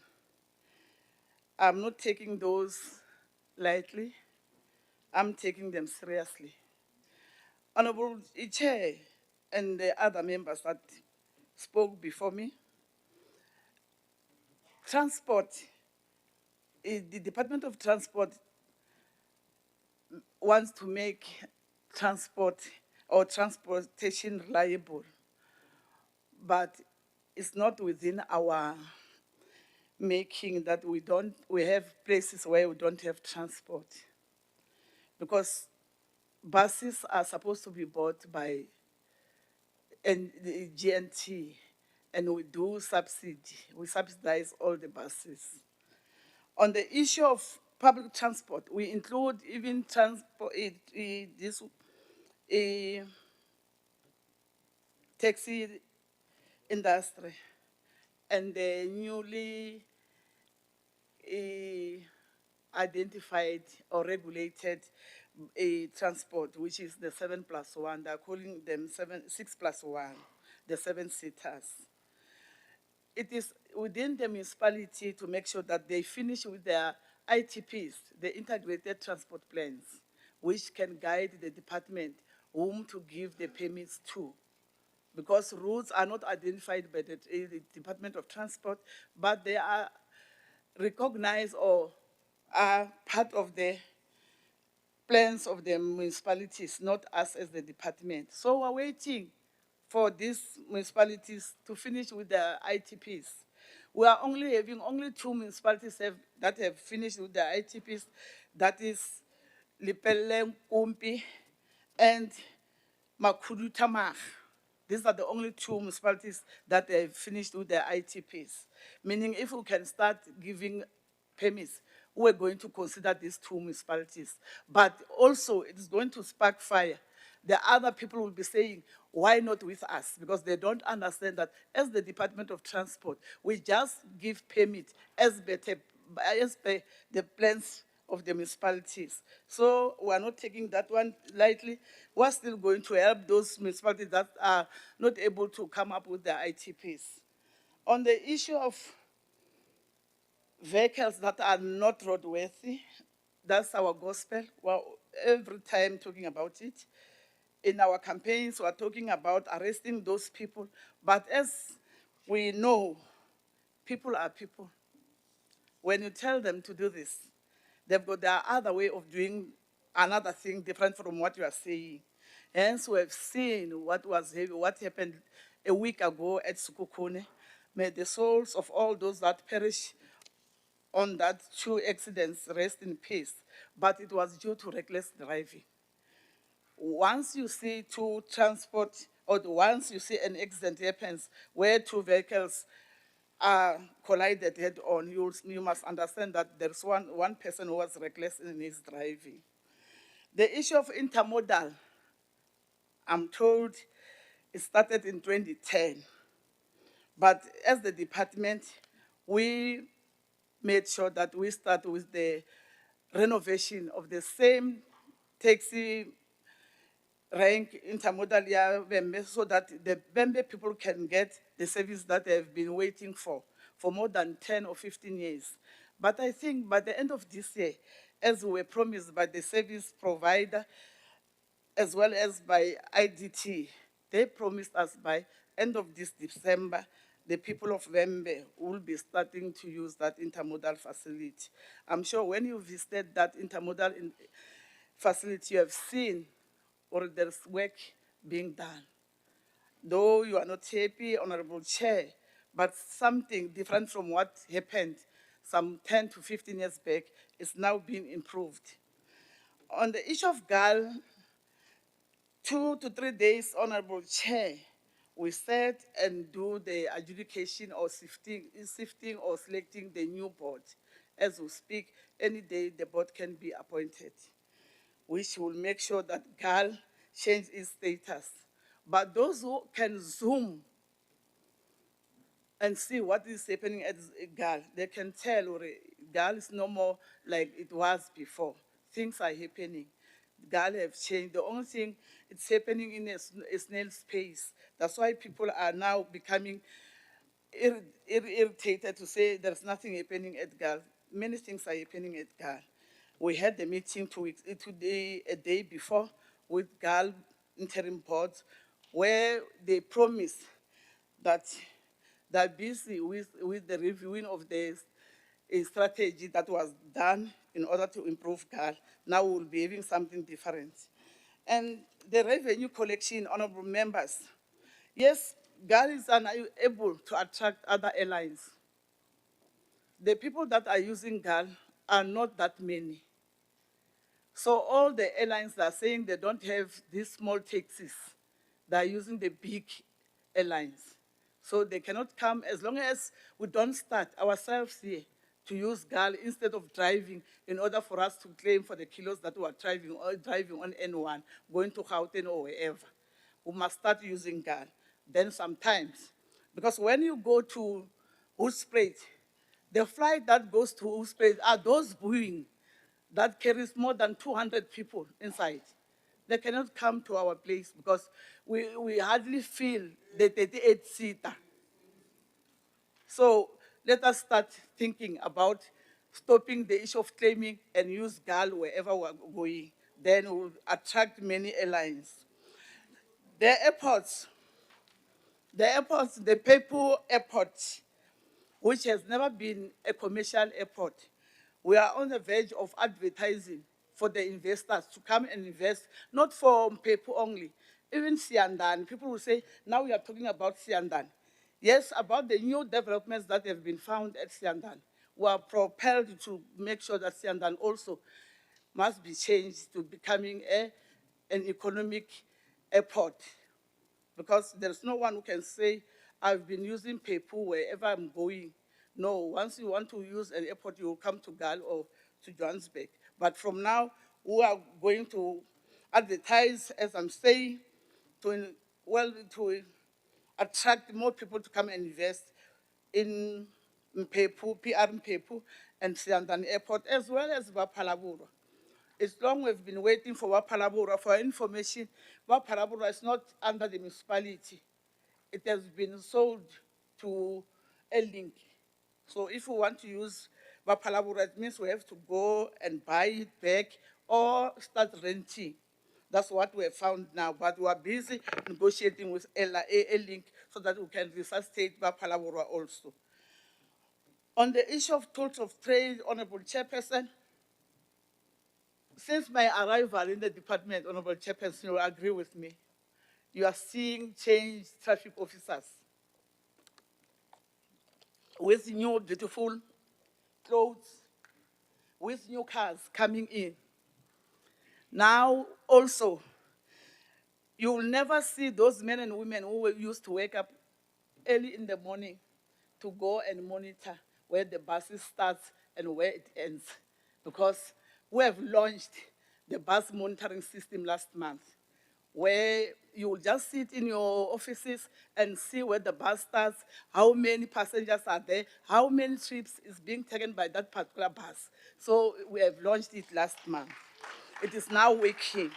And we hope we will be taking those to Sukukune as long as our fellow Mr. Silani can buy more buses that we are going to subsidize. You will see that happening in other corners of this province.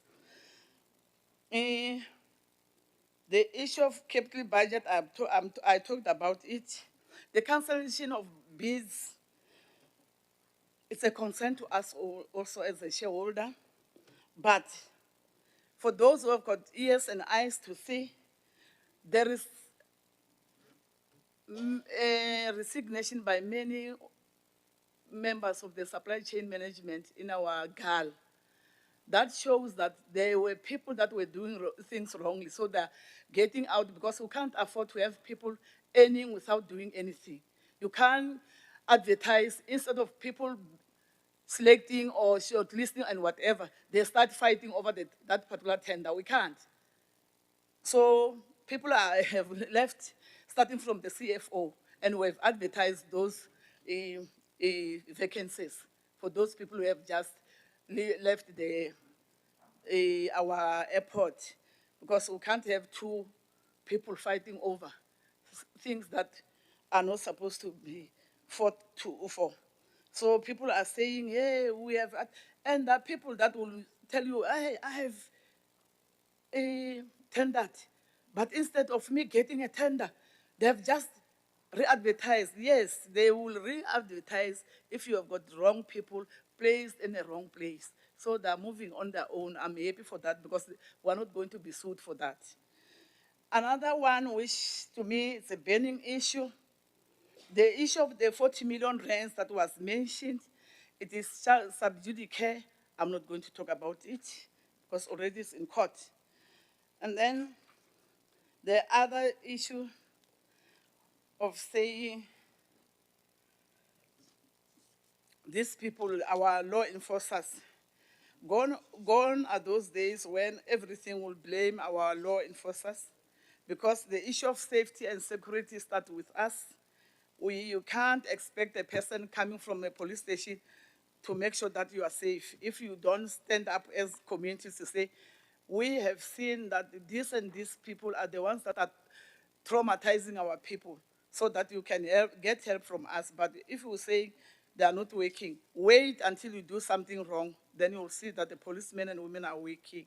So with the issue of slow pace of completion of projects, I'm sure that, that's why Public Works has appointed agencies. Those are whoever, but we are doing it because we can't keep on paying for money while our projects are not moving. So we have taken everything, your input. We appreciate them because they make us stand on our toes to make sure that the people of Limpopo get the services that are due for them in a form of transportation. Thank you so much, Honorable Speaker. Nkomo. Ikenseshnene Manan Violet, the Honorable MEC for Community Safety for responding to the debate. You can see that she was not reading the speech but responding to your issues. Well done. Ralevo. So we shall now proceed to item 8, NCOP business, 8.1. Honorable the Chief Whip of the Legislature, Honorable Mukhonyana, please come to the podium on the motion of the appointment of special delegates to attend the NCOP plenaries. Over to you, Chief Whip.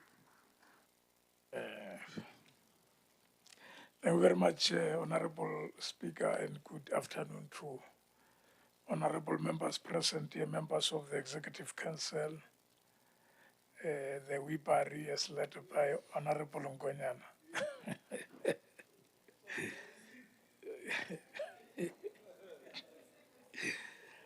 Honorable Speaker, the NCOP has scheduled hybrid plenaries for the month of August 2026.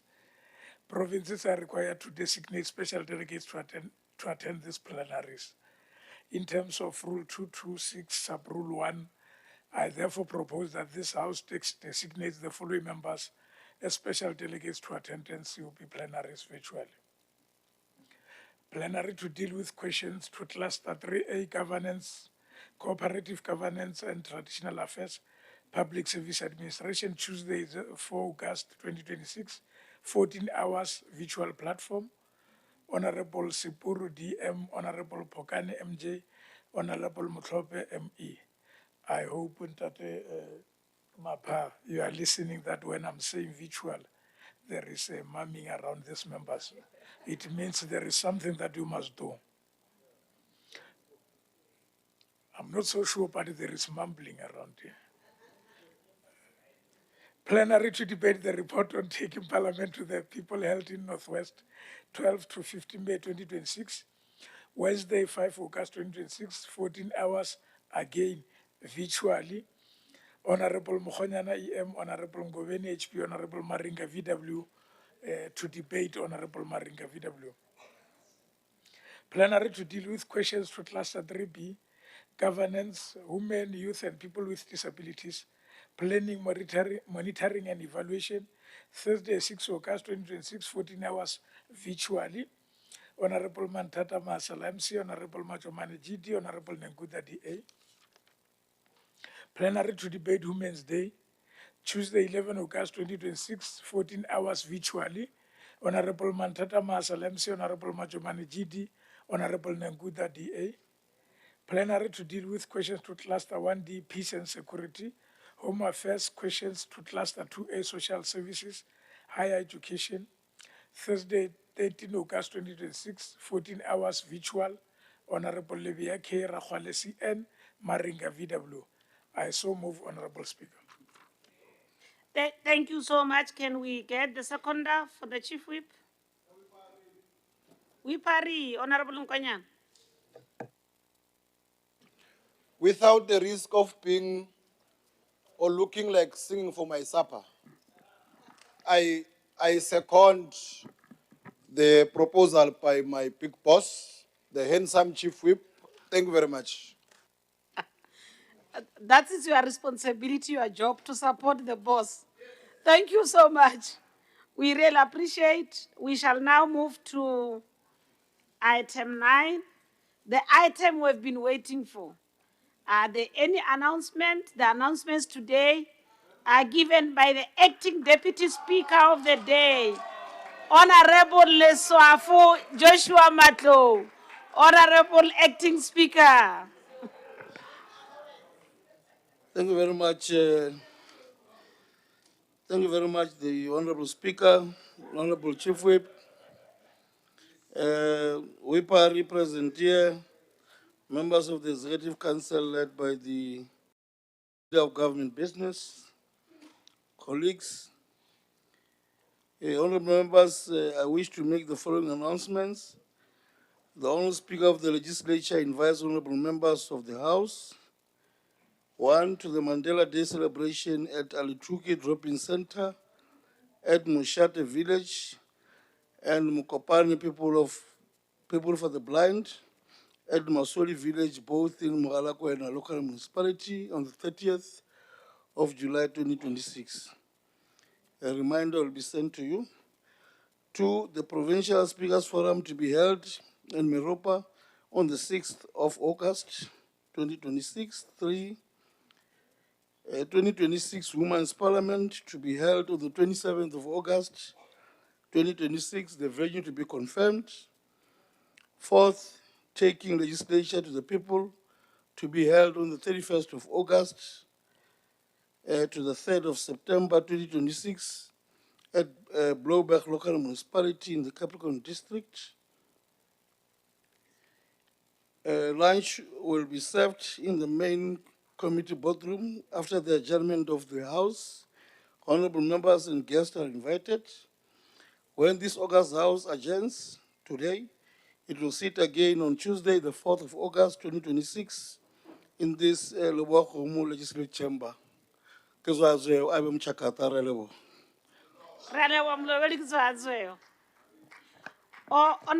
MECs, I want to remind you that I will be writing a letter to you that you will know that the annual reports are supposed to be presented during the last week of the month of August. So because of the Women's Parliament that is taking place on the 27th, those reports will be presented on the 25th of August. So we're pleading with MECs. We'll be writing formally to you, Leader of Government Business, just to remind them so that we are ready to present those reports on the sitting that will take place on the 25th of August. I'm just indicating that you might be aware that the letter might delay. Honorable members, on that note, the House is adjourned until we come back again on Tuesday, the 4th of August 2026 in this Leboakomo Legislative Chamber. The House stands adjourned. Thank you.